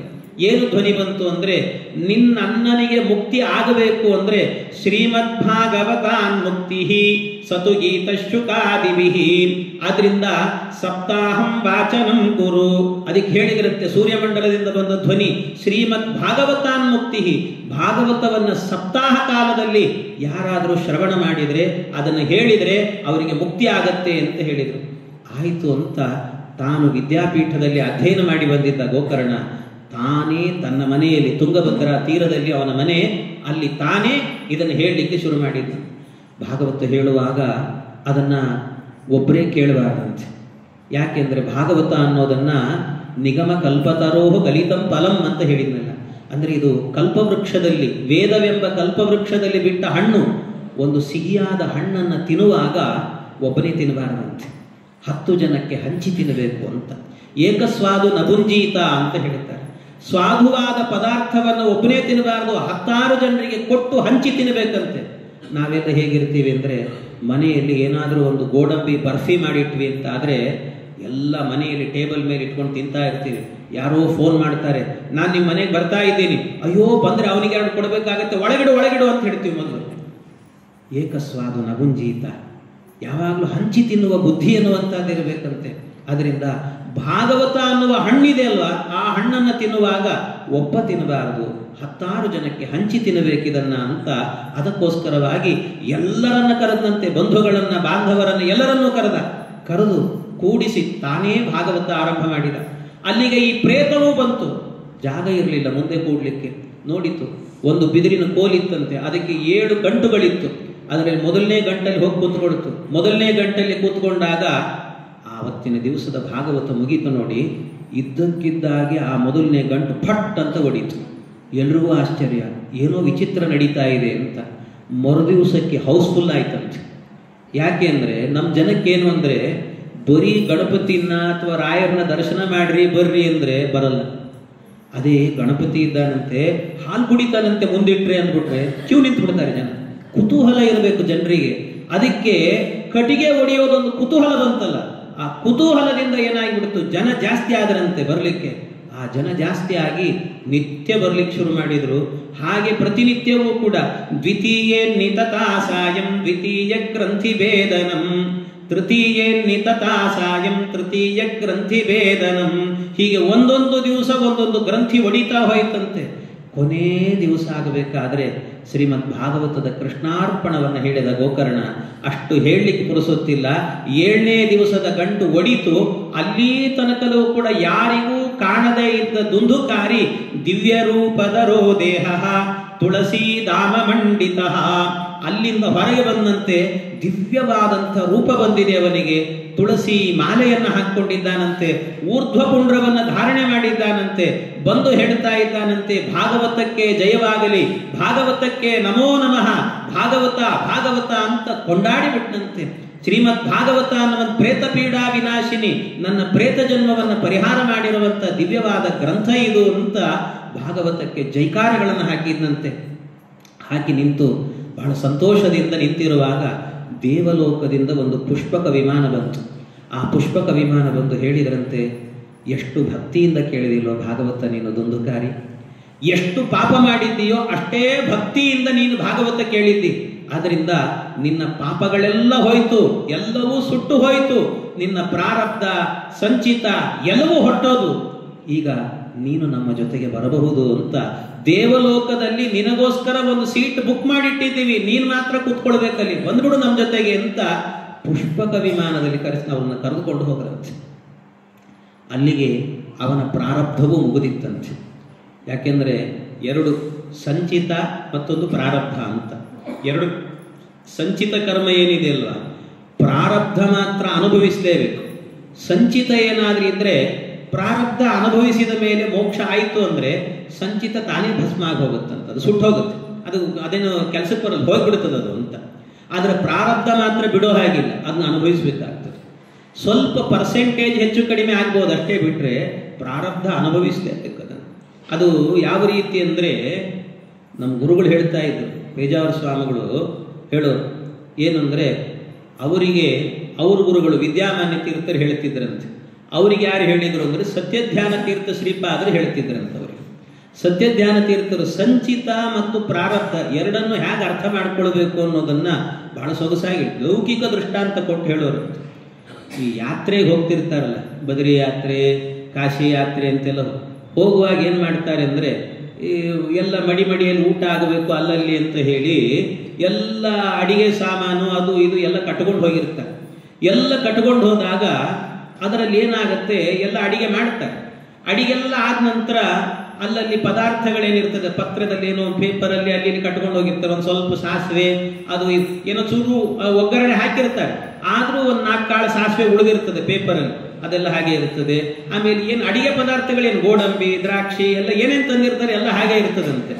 ಎಲ್ಲ ಅಡಿಗೆ ಮುಗಿದ ಮೇಲೆ ಕೊನೆಗೆಲ್ಲ ಮತ್ತೆ ಹೋಗ್ಬೇಕಲ್ಲ, ಮುಂದೆ ಹೋಗ್ಬೇಕಲ್ಲ. ಅವಾಗ ಏನು ಮಾಡ್ತಾರೆ ಅಂದರೆ, ಈ ಸಾಸಿವೆ, ಸಣ್ಣ ಪುಟ್ಟ ಜೀರಿಗೆ ಇಂಥದ್ದೆಲ್ಲ ಉಳಿದಿದ್ರೆ ಅದಲ್ಲೇ ಬಿಡ್ತಾರಂತೆ.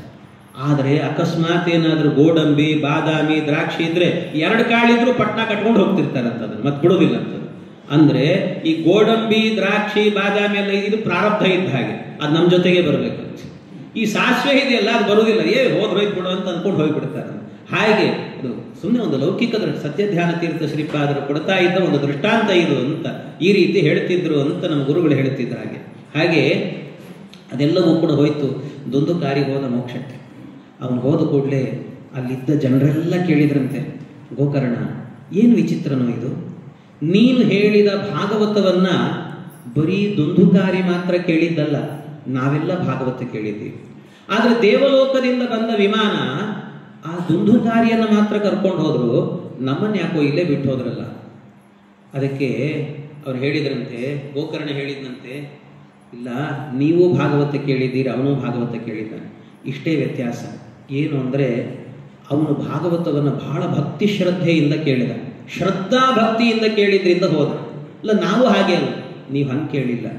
ಸ್ವಲ್ಪ ಭಕ್ತಿ ಬರ್ತಿತ್ತು, ಆದರೆ ನಾನು ಯಾವಾಗ ಪ್ರವಚನ ನಿಲ್ಲಿಸ್ತೀನಿ, ಯಾವಾಗ ಆ ಕಟ್ಟಿಗೆ ಫಟ್ ಅಂತ ಹೊಡಿತದೆ ಅದನ್ನು ನೋಡಬೇಕು ಅಂತ ಕೂತು ಕೇಳ್ತಿದ್ರಿ. ಆದ್ರಿಂದ ನಿಮ್ಮನ್ನ ಲೋಕಕ್ಕೆ ಕರ್ಕೊಂಡು ಹೋಗ್ಲಿಲ್ಲ, ದೇವಲೋಕಕ್ಕೆ, ನಿಮ್ಮನ್ನು ಇಲ್ಲೇ ಬಿಟ್ಟು ಹೋದ್ರು. ಈ ವಿಚಾರ ನೀವು ಮೊದಲೇ ಹೇಳಬೇಕಿತ್ತು ಅಂದ್ರೆ ಅವರೆಲ್ಲ. ಇದನ್ನು ಮೊದಲೇ ಹೇಳಬೇಕಿತ್ತು, ಮೊದಲನೇ ದಿವಸವೇ ಹೇಳಿಬಿಟ್ಟಿದ್ದಿ ಅಂದ್ರೆ ನಾವು ಶ್ರದ್ಧಾ ಭಕ್ತಿಯಿಂದಲೇ ಕೇಳ್ತಿದ್ವಿ ಭಾಗವತವನ್ನ. ಆದ್ರೆ ನೀನು ಮೊದಲು ಹೇಳಲಿಲ್ಲ, ಇವತ್ತು ಹೇಳ್ತಾ ಇದೆಯಲ್ಲ, ಅದಕ್ಕೇನಂತೆ ಇವತ್ತು ಹೇಳಿದ್ದೀನಲ್ಲ, ಇನ್ನೊಂದು ಸರ್ತಿ ಹೇಳ್ತೀನಿ ಬೇಕಾದ್ರೆ ಕೇಳ್ರಿ ಭಕ್ತಿಯಿಂದ ಅಂತ. ಆವತ್ತಿನಿಂದಲೂ ಕೂಡ ಈ ಭಾಗವತದ ಕ್ರಮ ಇದೆಯಲ್ವಾ, ಅದು ನಿಜವಾಗ್ಲೂ ಕೂಡ ಭಾದ್ರಪದ ಮಾಸದಲ್ಲಿ ನವಮಿಯಿಂದ ಹುಣ್ಣಿಮೆ ತನಕ ಅಂತ 7 ದಿವಸ ಇತ್ತು. ಅದನ್ನು ಮತ್ತೆ ಎಕ್ಸ್ಟ್ರಾ 7 ದಿವಸ ಮಾಡಿಬಿಟ್ಟು 2 ಬಾರಿ ಭಾಗವತವನ್ನು ಹೇಳಿ ಪ್ರೋಷ್ಠಪದಿ ಭಾಗವತ 15 ದಿವಸ ಇಟ್ಟುಕೊಳ್ಳ್ರಿ ಅಂತ ಕೊಟ್ರಂತೆ ಆವತ್ತಿನಿಂದಲೂ ಕೂಡ. ಹೀಗೆ ಈ ಕ್ರಮ ಎನ್ನುವಂತಹದ್ದು ಬಂತು ಅಂತ ಹೇಳ್ತಾರೆ. ಹಾಗೆ ಅವರೆಲ್ಲರಿಗೂ ಕೂಡ ಮೋಕ್ಷವನ್ನು ಕೊಟ್ಟು, ಇದು ಭಾಗವತದ ಇನ್ನೊಂದು ಫಲ. ಏನದು ಅಂದರೆ, ನಮ್ಮ ಜೀವನದಲ್ಲೂ ಕೂಡ ನಮ್ಮನ್ನು ಅಗಲಿ ಯಾರಾದರೂ ಹೋಗಿದ್ರೆ ಅವರಿಗೆ ಸದ್ಗತಿ ಆಗಿರುತ್ತೋ ಇಲ್ಲೋ ಗೊತ್ತಿಲ್ಲ. ನಾವು ಶ್ರಾದ್ದಾದಿ ಕರ್ಮಗಳನ್ನು ಮಾಡಿರ್ತೇವೆ, ಆದರೂ ನಮ್ಮಲ್ಲಿ ಲೋಪದೋಷಗಳೇ ಹೆಚ್ಚು. ಅಂಥ ಲೋಪದೋಷಗಳನ್ನು ಮಾಡಿದಂಥ ನಮ್ಮಿಂದ ಅವರಿಗೆ ಸದ್ಗತಿ ಆಗಲಿಲ್ಲ ಅಂದರೆ ಇವತ್ತೇ ಸಂಕಲ್ಪ ಮಾಡಿಕೊಳ್ಳ್ರಿ, ಭಾಗವತ ಕೇಳಬೇಕಾದ್ರೆ ಏನು ಅಂದರೆ, ನಾನು ಇವತ್ತಿನಿಂದ ಭಾಗವತ ಕೇಳ್ತಾ ಇದ್ದೇನೆ, ನನ್ನನ್ನು ಅಗಲಿ ಹೋದ ನನ್ನ ತಂದೆಯೋ ತಾಯಿಯೋ ಅಣ್ಣನೋ ತಮ್ಮನೋ ಯಾರಿದ್ದಾನೋ ಅವನು ಹೋದಂಥ ವ್ಯಕ್ತಿಗೆ ಸದ್ಗತಿ ಆಗಲಿ ದೇವರೇ ಅಂತ ಪ್ರಾರ್ಥನೆಯನ್ನು ಮಾಡಿಕೊಂಡು ಆ ಭಾಗವತವನ್ನು ಶ್ರವಣ ಮಾಡಿದರೆ ಅದರಿಂದ ಅವರಿಗೆ ಸದ್ಗತಿ ಆಗತ್ತೆ ಅಂತ ಹೇಳ್ತಾರೆ. ಹೀಗೆ ಇದು ಇನ್ನೊಂದು ಫಲ ಅಂತ ಹೇಳಿದರು. ಇದಾದ ನಂತರ ಮುಂದೆ ಮೊಟ್ಟ ಮೊದಲು ಭಾಗವತವನ್ನು ಕೇಳಿದ್ಯಾರು ಅಂತ ಹೇಳ್ತಾರೆ. ಮೊದಲು ಭಾಗವತವನ್ನು ಕೇಳಿದ್ಯಾರು ಅಂತಂದ್ರೆ ಪರೀಕ್ಷಿತ್ ಮಹಾರಾಜರು ಕೇಳಿದ್ರಂತೆ. ಯಾರು ಹೇಳಿದ್ದು? ಶುಕಾಚಾರ್ಯ ಹೇಳಿದ್ದು. ಪರೀಕ್ಷಿತನಿಗೆ ಭಾಗವತ ಕೇಳುವ ಯೋಗ ಹೇಗೆ ಬಂತು ಅಂತ. ಅದೊಂದು ಯೋಗ ಅಲ್ವಾ, ಜೀವನದಲ್ಲಿ ಬೇಡ ಅಂದ್ರೂ ಕೂಡ ರೋಗ ಬರ್ತಿರ್ತದಂತೆ, ಯೋಗ ಬರೋದಿಲ್ಲ. ಭಾಗವತ ಕೇಳುವ ಯೋಗ ಎಷ್ಟು ಜನರಿಗೆ ಇರುತ್ತೆ ಹೇಳಿ. ಆದ್ರೆ ಆ ಯೋಗ ಬಂತಲ್ಲ, ಹೇಗೆ ಬಂತು ಆ ಪರೀಕ್ಷಿತನಿಗೆ ಅಂತ ಕೇಳಿದಾಗ, ಆ ಪರೀಕ್ಷಿತನ ಹುಟ್ಟಿನಿಂದ ಆರಂಭ ಮಾಡ್ತಾರೆ. ಪರೀಕ್ಷಿತನ ಹುಟ್ಟು, ಅವನ ಹುಟ್ಟು ಉತ್ತರಾದೇವಿಯ ಗರ್ಭದಲ್ಲಿರುವಾಗ ದುರ್ಯೋಧನ ಕೊನೆಗೆ ಸಾಯುವ ಕಾಲ ಅಯೋಗ್ಯನಿಗೆ. ಆ ಸಾಯೋ ಕಾಲದಲ್ಲಿ ಈ ಅಶ್ವತ್ಥಾಮಾಚಾರ್ಯ ಹೋದ್ರಂತೆ. ಅಶ್ವತ್ಥಾಮಾಚಾರ್ಯ ಹೋಗಿ ದುರ್ಯೋಧನ ಸಾಯ್ತಾ ಇರುವಾಗ ಕೇಳಿದಂತೆ, ದುರ್ಯೋಧನ ಸಾಯ್ಲಿಕ್ಕೆ ಬಿದ್ದಿದೆಯೋ, ನಿನಗೇನಾದರೂ ಕೊನೆ ಆಸೆ ಇದ್ರೆ ಹೇಳು ಅನ್ನಂತೆ. ಕೊನೆ ಆಸೆ ಇದ್ರೆ ಹೇಳು. ಸಾಯೋ ಕಾಲದಲ್ಲಿ ಅವನೇನು ಮಾಡಿದಂತೆ, ಮೊದಲು ಮಾಡಿದ ಕೆಲಸ ಏನು ಅಂದರೆ ಕೃಷ್ಣನನ್ನ ವಾಚಾಮಗೋಚರವಾಗಿ ಬೈದಂತೆ. ಕೃಷ್ಣ ದೇವರಲ್ಲ ಅಂದ, ಅವನು ಬೈದ ಶಬ್ದಗಳನ್ನು ಹೇಳಲಿಕ್ಕಾಗಲ್ಲ, ಅಷ್ಟು ಕೆಟ್ಟದಾಗಿ ಬೈದಂತೆ ಕೃಷ್ಣನನ್ನು, ಭಾರಿ ಬೈದ. ಅವನು ಬೈದಾಗ ಏನಾಯಿತು ಅಂದರೆ, ಮೇಲೆ ದೇವತೆಗಳೆಲ್ಲ ನಿಂತಿದ್ರಂತೆ. ದೇವತೆಗಳೆಲ್ಲ ಸೇರಿಕೊಂಡು ದುರ್ಯೋಧನ ಬೈತಾ ಇದ್ರೆ ಆ ದುರ್ಯೋಧನನಿಗೆ ಮೇಲಿಂದ ಪುಷ್ಪವೃಷ್ಟಿಯನ್ನು ಮಾಡಿದ್ರಂತೆ. ಪುಷ್ಪವೃಷ್ಟಿ ಮಾಡಿದ್ರು, ಅವನಿಗೆ ಸಂತೋಷ, ಅವನಿಗೆ ಆಹಾ ಆಹಾ ಅಂತ ನಾವು.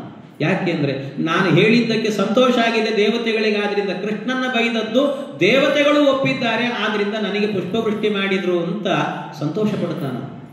ಇದೆಲ್ಲ ನಿಮಗೆ ಮಹಾಭಾರತದ ಕೊನೆಯಿಂದ ಭಾಗವತ ಆರಂಭ ಆಗುತ್ತೆ. ಮಹಾಭಾರತದ ಕೊನೆಯಲ್ಲಿ ಬರುವಂಥದ್ದು ಇದೆಲ್ಲ. ಅಲ್ಲಿ ಮಹಾಭಾರತದಲ್ಲಿ ಹೀಗಿದೆ, ದೇವತೆಗಳು ಕೃಷ್ಣನನ್ನ ಬೈದರೆ ದುರ್ಯೋಧನ ಪುಷ್ಪವೃಷ್ಟಿ ಮಾಡಿದನು. ಏನು ಅರ್ಥ ಮಾಡ್ಕೊಳ್ಬೇಕು ಇದಕ್ಕೆ? ಮಹಾಭಾರತಕ್ಕೆ ಒಬ್ಬ ಮಧ್ವಾಚಾರ್ಯರು ಅನ್ನುವ ವ್ಯಕ್ತಿ ನಮ್ಮ ಜೀವನದಲ್ಲಿ ಬರಲಿಲ್ಲ ಅಂತ ಆಗಿದ್ರೆ ಶಾಸ್ತ್ರಗಳೇ ಅರ್ಥ ಆಗ್ತಾ ಇರಲಿಲ್ಲ ನಮಗೆ. ಒಂದು ವೇಳೆ ಅವರೇನಾದರೂ ಕೂಡ ಇದಕ್ಕೆಲ್ಲ ವ್ಯಾಖ್ಯಾನಗಳನ್ನು, ಇದಕ್ಕೆಲ್ಲವಕ್ಕೂ ಕೂಡ ತಾತ್ಪರ್ಯಗಳನ್ನು, ಭಾಷ್ಯಗಳನ್ನು ಬರೀಲಿಲ್ಲ ಅಂದರೆ ನಮ್ಮ ಜೀವನವೇ ಅಧೋಗತಿ. ಅಂಥ ಅದ್ಭುತವಾದ ಕೊಡುಗೆಯನ್ನು ಕೊಟ್ಟ ಮಹಾತ್ಮರು ಅಂದರೆ ಮಧ್ವಾಚಾರ್ಯರು ಮಾತ್ರ.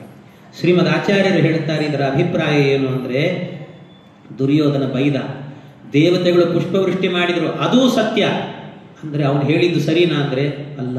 ಮತ್ತೇನು ಅಂದರೆ, ದುರ್ಯೋಧನ ಬೈತಾ ಇರುವಾಗ ಏನಿತ್ತು ಅಂದರೆ ಕೃಷ್ಣ ದೇವರಲ್ಲ ದೇವರಲ್ಲ ದೇವರಲ್ಲ ಅಂತಿದ್ನಲ್ಲ ಅನ್ನುವಾಗ ಅವನಿಗೇನಾಗಿತ್ತು ಅಂದರೆ ಕೃಷ್ಣ ದೇವರಲ್ಲ ಅಂತ 99.99% ದೇವರಲ್ಲ ಅಂತ ತಿಳಿದಿದ್ದಂತೆ. ಇನ್ನು 1% ಮಾತ್ರ ದೇವರಾಗಿರಬಹುದೋ ಏನೋ ಅಂತ ಒಂದು ಸಂದೇಹ ಇತ್ತಂತ ಅವನಿಗೆ. ಪಾಪಿ ಅವನ ಪಾಪದ ಕೊಡ ಪೂರ್ಣ ತುಂಬಬೇಕು. ಅದಕ್ಕೋಸ್ಕರವಾಗಿ ಕೃಷ್ಣ ಏನು ಮಾಡಿದಂತೆ, ಮೇಲಿಂದ ಪುಷ್ಪವೃಷ್ಟಿ ಮಾಡಿ ಅಂತ ಹೇಳಿದ.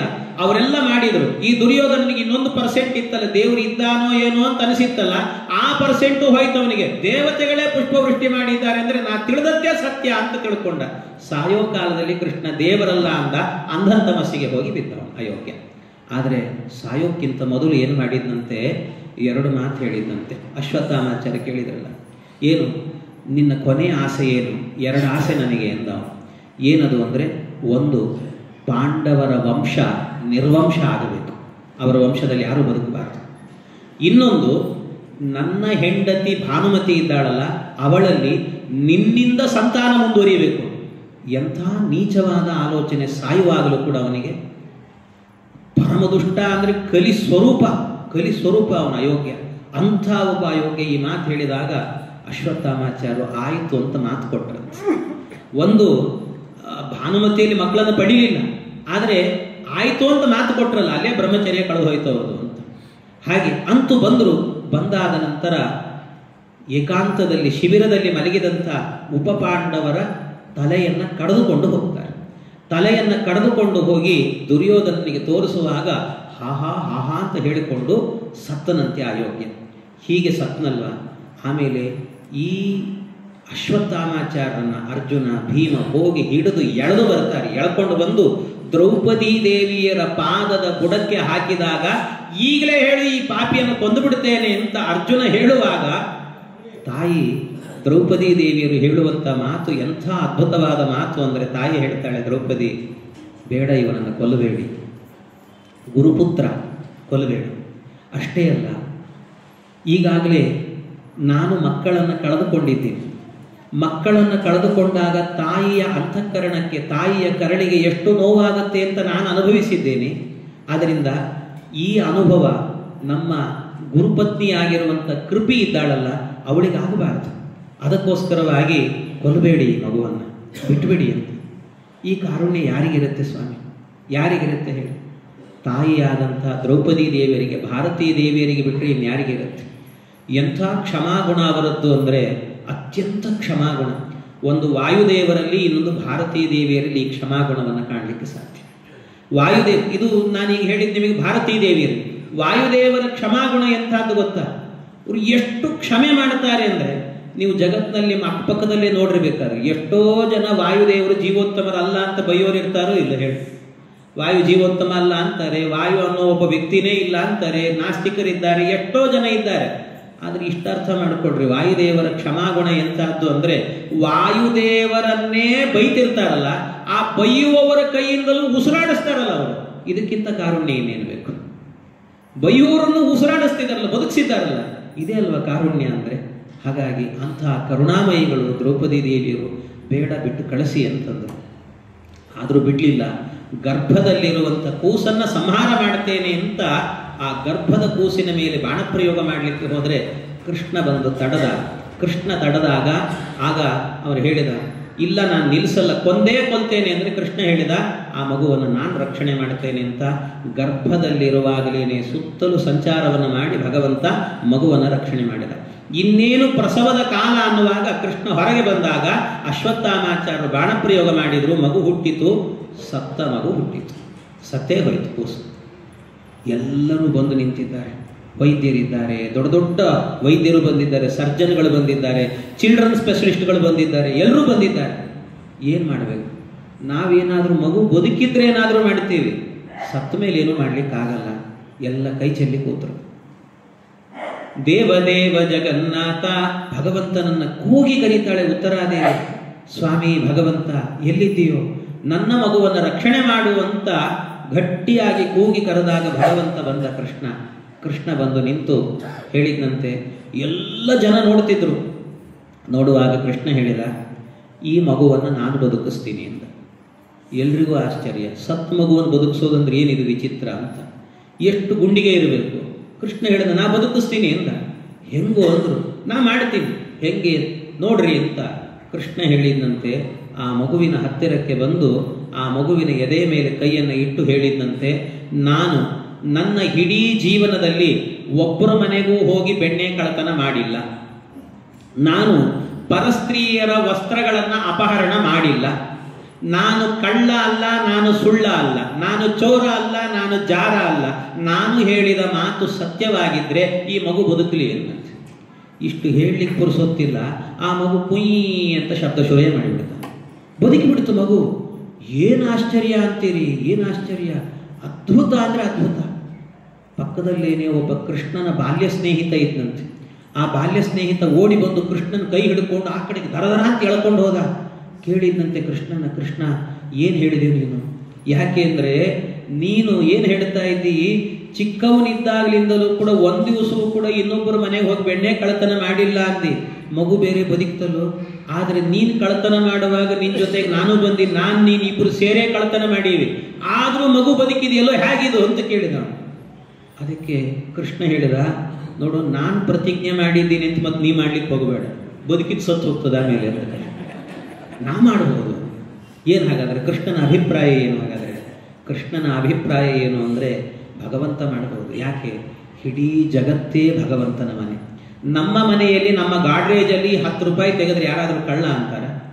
ಇಡೀ ಜಗತ್ತು ಈಶಾವಾಸ್ಯಮಿದಂ ಸರ್ವಂ ಯತ್ಕಿಂಚ ಜಗತ್ಯಾಂ ಜಗತ್ ತೇನ ತ್ಯಕ್ತೇನ ಭುಂಜೀತ ಮಾಗೃದ ಕಸ್ಯ ಸ್ವಿದ್ದನಂ. ಇಡೀ ಜಗತ್ತು ಅನ್ನುವಂತಹದ್ದೇ ಭಗವಂತನ ಮನೆ, ಇದು ಪರಮಾತ್ಮನ ಮನೆ. ಇದು ನಾವು ಬರುವಾಗ ಏನ್ ತಂದಿದ್ದೇವೆ ಸ್ವಾಮಿ, ಹೋಗುವಾಗ ಏನ್ ತಗೊಂಡು ಹೋಗ್ತೀವಿ ನಾವು? ಬರುವಾಗ ಬರಿ ಕೈ, ಹೋಗುವಾಗಲೂ ಬರಿ ಕೈ. ಹುಟ್ಟುತ್ತೇನು ತರಲಿಲ್ಲ, ಸಾಯುತ್ತೇನು ಒಯ್ಯಲಿಲ್ಲ, ಸುಟ್ಟು ಸುಟ್ಟು ಸುಣ್ಣದ ಹರಳಾಗೀತಿ ದೇಹ. ಏನೇನೂ ಇಲ್ಲ, ಏನೇನೂ ಇಲ್ಲ, ಆದರೆ ಮಧ್ಯದಲ್ಲಿ ಮಾತ್ರ ಹಾರಾಟ. ಆದ್ದರಿಂದ ಯಾವುದು ನಮ್ದಲ್ಲ, ಎಲ್ಲ ಭಗವಂತ. ನಾವೇನಾದರೂ ಕೊಟ್ಟರೆ ಕೆರೆಯ ನೀರನ್ನು ಕೆರೆಗೆ ಚೆಲ್ಲಿ ಅಷ್ಟೇ, ನಮ್ದೇನೂ ಇಲ್ಲ. ಭಗವಂತ ಕೊಟ್ಟದ್ದನ್ನು ಅವನಿಗೆ ಕೊಟ್ವಿ. ಆದ್ದರಿಂದ ದೇವರ ಮನೆ ಇದು. ಬ್ರಹ್ಮಾಂಡ ಅನ್ನುವಂತಹದ್ದು ಬ್ರಹ್ಮಾಂಡಂ ವರಮಂದಿರಂ ಸುರಗಣಾಹ, ಎಲ್ಲವೂ ಕೂಡ ಭಗವಂತ ಈ ಬ್ರಹ್ಮಾಂಡವನ್ನು ರಚನೆ ಮಾಡಿಕೊಟ್ಟಿದ್ದು ದೇವತೆಗಳಿಗೋಸ್ಕರ. ಅದರಿಂದ ಅವನ ಮನೆ. ಅವನ ಮನೆಯಲ್ಲಿ ಅವನು ಬೆಣ್ಣೆ ತಿಂದರೆ ನಮ್ದಾಗತ್ತ? ಅದು ಕಳತನ ಆಗತ್ತ? ಪರಸೊತ್ತು ಅಂತಿದೆಯಾ ಇಲ್ಲಿ? ದೇವರಿಗೆ ಎಲ್ಲ ಸ್ವತ್ತು ಅವನದ್ದೇ. ಹಾಗಾಗಿ ಪರರದ್ದು ಅಂತ ಇಲ್ವೇ ಇಲ್ಲ. ಆದ್ರಿಂದ ಭಗವಂತ ಕಳತನ ಮಾಡಿಲ್ಲ. ಅಲ್ಲಪ್ಪ, 16,108 ಮಂದಿಯನ್ನು ಮದುವೆ ಮಾಡ್ಕೊಂಡಂತೆ ಕ್ಯಾರೆಕ್ಟರ್ ಬಗ್ಗೆ ಹೇಳಿದ್ರಲ್ಲ, ಜಾರ ನೀನು ಅಂದ್ರಲ್ಲ, ಅಂದ್ರೆ ಇಲ್ಲ ಅಂದ ಕೃಷ್ಣ. ಯಾಕೆ ಅಂದರೆ ಅಷ್ಟೂ ಜನರಲ್ಲೂ ಕೂಡ ನನ್ನ ಹೆಂಡತಿ ಲಕ್ಷ್ಮೀದೇವಿಯ ಸನ್ನಿಧಾನ ಇದೆ ಎಲ್ಲರಲ್ಲೂ. ಯಾಕೆ ಅಂದರೆ ರಮಾದೇವಿಯ ಸನ್ನಿಧಾನ ಇಲ್ಲ ಅಂದ್ರೆ ಆ ದೇಹಕ್ಕೆ ಅಂಗಸಂಗದ ಯೋಗ್ಯತೆಯೇ ಇಲ್ಲ ಅಂತ. ಆದ್ದರಿಂದ ರಮಾದೇವಿಯ ಸನ್ನಿಧಾನ ಇರೋದ್ರಿಂದ ಲಕ್ಷ್ಮಿಯನ್ನೇ ನಾನು ಮದುವೆ ಮಾಡಿಕೊಂಡಿದ್ದೇನೆ ಹೊರತು ಪರಸ್ತ್ರೀಯರನ್ನ ಕಣ್ಣೆತ್ತಿ ನೋಡಿಲ್ಲ. ನನ್ನ ಕ್ಯಾರೆಕ್ಟರ್ ಕೂಡ ಎಲ್ಲೂ ಹಾಳಾಗಿಲ್ಲ ಅಂದ ಕೃಷ್ಣ. ಆದ್ದರಿಂದಾಗಿ ಭಗವಂತ ಹೇಳಿದ್ದು ಸತ್ಯ. ಆದ್ರಿಂದ ಅವನು ಹೇಳಬಹುದು, ಪ್ರತಿಜ್ಞೆ ಮಾಡಬಹುದು, ಉಳಿದವರು ಮಾಡುವಂತೆ ಇಲ್ಲ. ಆದ್ರಿಂದ ಮಗು ಬದುಕಿತಂತೆ. ಆಮೇಲೆ ಅವನಿಗೆ ವಿಷ್ಣುರಾತ ಅಂತ ಹೆಸರಿಟ್ಟರು. ಅವನಿಗೆ ಗರ್ಭದಲ್ಲಿದ್ದಾಗ ಸುತ್ತಲೂ ಕೂಡ ಭಗವಂತನನ್ನು ನೋಡಿದವನಾದ್ರಿಂದ ಪರಿತಃ ಈಕ್ಷಿತವಾನ್ ಅಂತ ಪರೀಕ್ಷಿತಂತ. ವಿಷ್ಣುವಿನಿಂದ ದಾನೆ ಪ್ರಾಣದಾನವನ್ನು ಪಡೆದಾದ್ರಿಂದ ವಿಷ್ಣು ರಾತ ಅಂತ ಅವನಿಗೆ ನಾಮಕರಣವನ್ನು ಮಾಡಿದರಂತೆ. ಹೀಗೆ ಅವನಿಗೆ ನಾಮಕರಣ ಆಯಿತು. ಆ ಮಗು ಇನ್ನು ಸ್ವಲ್ಪ ಬೆಳೀಬೇಕಷ್ಟೆ. ಇನ್ನೊಂದು ವಿಷಯವನ್ನು ಹೇಳಿ ನನ್ನ ಮಾತನ್ನು ಮುಕ್ತಾಯಗೊಳಿಸ್ತೇನೆ. ಏನು ಅಂದರೆ, ಅವನು ಹುಟ್ಟಿದ ಕೂಡಲೇ ಒಂದೇನಾಯ್ತಂತೆ, ಹಿರಣ್ಯಂ ಗಾಮಹಿಂಶ್ಚೈವ ಹಸ್ತ್ಯಶ್ವತುರಗಾನಪಿ ಪ್ರಾದಾತ್ ಸ್ವನ್ನಂಚ ವಿಪ್ರೇಭ್ಯ ಪ್ರಜಾತೀರ್ಥೇ ಸತೀರ್ಥಕೃತ್. ಈ ಪರೀಕ್ಷಿನ್ ರಾಜ ಹುಟ್ಟಿದ್ನಲ್ಲ, ಈ ಸುದ್ದಿ ಕೇಳಿತಂತೆ. ಯಾರಿಗೆ ಅಂದರೆ ಯುಧಿಷ್ಠಿರನಿಗೆ. ಧರ್ಮರಾಜ. ಅವನಿಗೆ ಕೇಳಿದ ಕೂಡಲೇ ಏನು ಮಾಡಿದಂತೆ, ಪ್ರಾದಾತ್ ಸ್ವನ್ನಂಚ ವಿಪ್ರೇಭ್ಯ ಪ್ರಜಾತೀರ್ಥೇ ಸ ತೀರ್ಥಕೃತ. ಕೂಡಲೇ ಏನು ಮಾಡಿದಂತೆ, ಎಲ್ಲವನ್ನು ಹಿರಣ್ಯಂ ಗಾಂ ಎಲ್ಲವನ್ನೂ ಕೂಡ ಮಹಿಂ ಎಲ್ಲ ಏನಂತಾರೆ ಬಂಗಾರ, ಹಸುಗಳು, ಭೂದಾನ ಎಲ್ಲ ದಾನಗಳನ್ನು ಬ್ರಾಹ್ಮಣರನ್ನ ಕರೆದು ಅವರಿಗೆಲ್ಲ ದಾನ ಕೊಟ್ಟನಂತೆ. ಯಾವಾಗ ಅಂದರೆ ತತ್ಕ್ಷಣದಲ್ಲೇ ಹುಟ್ಟಿದ ಅನ್ನೋ ಸುದ್ದಿ ಕೇಳಿತಲ್ಲ ಕೂಡಲೇ ದಾನ ಮಾಡಿದ್ದಂತೆ. ಇದೆಲ್ಲ ಇಷ್ಟೂ ದಾನ ಮಾಡಿದ ಅಂತ ಭಾಗವತ ಹೇಳಿದ್ದಿದೆ. ಮತ್ತು ಎಲ್ಲಿ ದಾನ ಮಾಡಿದ್ದು? ಪ್ರಜಾತೀರ್ಥೇ ಸ ತೀರ್ಥಕೃತ, ಪ್ರಜಾತೀರ್ಥದಲ್ಲಿ ದಾನ ಮಾಡಿದ ಅಂತ ಹೇಳ್ತಾರೆ. ಎಲ್ಲಿದೆ ಇದು ಪ್ರಜಾತೀರ್ಥ? ಬಹಳ ಗೊಂದಲ. ನಮಗೆ ಗೊತ್ತಿರೋದು ಸ್ವಾಮಿ ಪುಷ್ಕರಣಿ ತೀರ್ಥ ಗೊತ್ತು, ಗಂಗಾ ತೀರ್ಥ ಗೊತ್ತು, ಯಮುನಾ ತೀರ್ಥ. ಪ್ರಜಾತೀರ್ಥದಲ್ಲಿ ಪ್ರಜಾತೀರ್ಥ ಎಲ್ಲಿದೆ? ಇದು ಭಾಗವತ ಹೇಳುತ್ತೆ. ಪ್ರಜಾತೀರ್ಥದಲ್ಲಿ ದಾನ. ಮತ್ತು ಇನ್ನೊಂದು ಇಷ್ಟೇ ಅಲ್ಲ, ಹುಟ್ಟಿದ ಕೂಡಲೇ ದಾನ ಮಾಡಿದ ಅಂತ ಹೇಳ್ತಿದ್ದಾರೆ. ಹುಟ್ಟಿದ ಅನ್ನೋ ಸುದ್ದಿ ಕೇಳಿದ ಕೂಡಲೇ ಅಂದರೆ ಹುಟ್ಟಿದ ಕೂಡಲೇ ಹುಟ್ಟಿದ್ಯಾರು? ಅಭಿಮನ್ಯುವಿನ ಮಗ. ಅಂದ್ರೆ ಏನರ್ಥ? ಅಭಿಮನ್ಯು ಅಂದ್ರೆ ಇವನು ಅಭಿಮನ್ಯುವಿಗೆ ದೊಡ್ಡಪ್ಪ. ಅಂದ್ರೆ ಹುಟ್ಟಿದ್ಯಾರು? ಮೊಮ್ಮಗ. ಮೊಮ್ಮಗ ಅಂದಮೇಲೆ ಇವನಿಗೆ ಆಶೌಚ ಇಲ್ವ? ಜಾತಾ ಶೌಚ. ಹುಟ್ಟಿದ ಮೈಲಿಗೆ ಇದೆಯಲ್ವ? ಮತ್ತೆ ಹುಟ್ಟಿದ ಮೈಲಿಗೆ ಇರುವಾಗ ದಾನ ಮಾಡುವ ಅಧಿಕಾರ ಎಲ್ಲಿಂದಂತ ಭಾಗವತ ಹೇಳುತ್ತೆ. ಕೂಡಲೇ ದಾನ ಮಾಡಿದ. ಏನರ್ಥ ಹಾಗಾದ್ರೆ? ಮಧ್ವಾಚಾರ್ಯರು ವ್ಯಾಖ್ಯಾನವನ್ನು ಬರೀತಾರೆ, ಶ್ರೀಮದ್ ಆಚಾರ್ಯ ಹೇಳುತ್ತಾರೆ. ಮೊದಲನೇದಾಗಿ ಇಲ್ಲಿ ಪ್ರಜಾತೀರ್ಥ ಅನ್ನೋ ಶಬ್ದಕ್ಕೆ ತಪ್ಪು ತಿಳ್ಕೊಂಡಿದ್ದೀರಿ. ಯಾವುದೋ ಒಂದು ತೀರ್ಥ ಅಲ್ಲ. ಪ್ರಜಾತೀರ್ಥ ಅನ್ನೋದು ಒಂದು ಕಾಲವಾಚಕವಾದ ಶಬ್ದ ಇದು ಅಂತ ಹೇಳ್ತಾರೆ ಮಧ್ವಾಚಾರ್ಯ. ಕಾಲವಾಚಕವಾದ ಶಬ್ದ. ಪ್ರಜಾತೀರ್ಥ ಅಂದ್ರೆ ಯಾವುದು ಗೊತ್ತಾ? ಪ್ರಜಾತೀರ್ಥ ಅನ್ನೋದು ಒಂದು ಕಾಲ. ಯಾವ ಕಾಲ ಅದು ಅಂತಂದ್ರೆ, ಈ ಮಗು ಹುಟ್ಟುತ್ತಲ್ವ, ಹುಟ್ಟಿದ ಕೂಡಲೇ ಏನಾಗಿರುತ್ತಂತೆ, ಅದರ ಹೊಕ್ಕಳಲ್ಲಿ ಒಂದು ಹೊಕ್ಕಳು ಬಳ್ಳಿ ಅಂತ ಇರ್ತದೆ. ಆಮೇಲೆ ಸ್ವಲ್ಪ ಹೊತ್ತಾದ ನಂತರ ಅದನ್ನು ಕತ್ತರಿಸ್ತಾರೆ. ಆದರೆ ಮಗು ಗರ್ಭದಿಂದ ಹೊರಗೆ ಬಂದಿರುತ್ತೆ, ಇನ್ನೂ ಹೊಕ್ಕಳು ಬಳ್ಳಿಯನ್ನು ಕತ್ತರಿಸಿರೋದಿಲ್ಲ. ಈ ಮಧ್ಯದ ಗ್ಯಾಪ್ ಇದೆಯಲ್ಲ, ಈ ಕಾಲ ಇದೆಯಲ್ಲ, ಈ ಕಾಲಕ್ಕೆ ಪ್ರಜಾತೀರ್ಥ ಅಂತ ಹೆಸರು. ಆ ಕಾಲದಲ್ಲಿ ಇನ್ನೊಂದು ವಿಶೇಷ ಏನಂದ್ರೆ, ಜಾತಾ ಶೌಚ ಆರಂಭ ಆಗೋದಿಲ್ಲ ಅಂತ ಅವಾಗ ಇನ್ನೂ ಕೂಡ. ಯಾವಾಗ ಹೊಕ್ಕಳು ಬಳ್ಳಿ ಕತ್ತರಿಸ್ತಾರಲ್ಲ, ತದನಂತರದಲ್ಲಿ ಏನಾಗುತ್ತೆ, ಜಾತಾ ಶೌಚ ಬರುತ್ತೆ. ಆ ಕಾಲದಲ್ಲಿ ದಾನ ಮಾಡಿದಾದ್ರಿಂದಾಗಿ ಅವನಿಗೆ ಆಶೌಚ ಇತ್ತು ಅಂತ ನೀವು ತಿಳ್ಕೋಬಾರದು. ಅದರಿಂದ ಮತ್ತೆ ಪ್ರಜಾತೀರ್ಥ ಅಂತ ಹೇಳಿದ್ರೆ ಯಾವುದೋ ತೀರ್ಥ ಅಂತ ತಿಳಿಬೇಡ್ರಿ, ಅದು ಒಂದು ಕಾಲ ಅಂತ ಹೇಳಿ. ಮಧ್ವಾಚಾರ್ಯರು ಒಂದು ವೇಳೆ ಇದ್ದಿದ್ರೆ ನಮಗೆ ಇವೆಲ್ಲ ಅರ್ಥವೇ ಆಗೋದಿಲ್ಲ. ಆಚಾರ್ಯ ಇಲ್ಲದೆ ಇದ್ರೆ ಇಂತಿಂಥ ಅದ್ಭುತವಾದಂಥ ಸಂದೇಶಗಳನ್ನು ಅಲ್ಲಲ್ಲಿ ಬರುವಂಥ ಭಾಗವತ ಅನ್ನುವಂಥದ್ದು ಕಥೆ ಕೇಳಲಿಕ್ಕೆ ಎಷ್ಟು ಸುಂದರವೋ, ಅಧ್ಯಯನ ಮಾಡಲಿಕ್ಕೆ ಅಷ್ಟೇ ಗಂಭೀರವೂ ಕೂಡ. ಅದು ಅಷ್ಟು ಸುಲಭದಲ್ಲಿ ಅರ್ಥವೂ ಆಗುವುದಿಲ್ಲ. ಆಚಾರ್ಯರ ಕೊಡುಗೆ ಎನ್ನುವಂಥದ್ದು ಅನನ್ಯ. ಹೀಗೆ ಅವನು ಹುಟ್ಟಿದ, ಎಲ್ಲ ದಾನ ಮಾಡಿದ್ದಾರೆ. ಅವನು ಬೆಳೀಬೇಕು, ದೊಡ್ಡವನಾಗಬೇಕು. ಅವನು ಸ್ವಲ್ಪ ದೊಡ್ಡವನಾಗಲಿಕ್ಕೆ ಅಂತ ನಾಳೆ ತನಕ ಅವಕಾಶ ಕೊಡೋಣ. ನಾಳೆ ದೊಡ್ಡವನಾಗ್ತಾನೆ, ಮುಂದಿನ ಕಥೆಯನ್ನು ನೋಡೋಣ ಅಂತ ಹೇಳುತ್ತಾ ಕೃಷ್ಣ ಅರ್ಪಣ.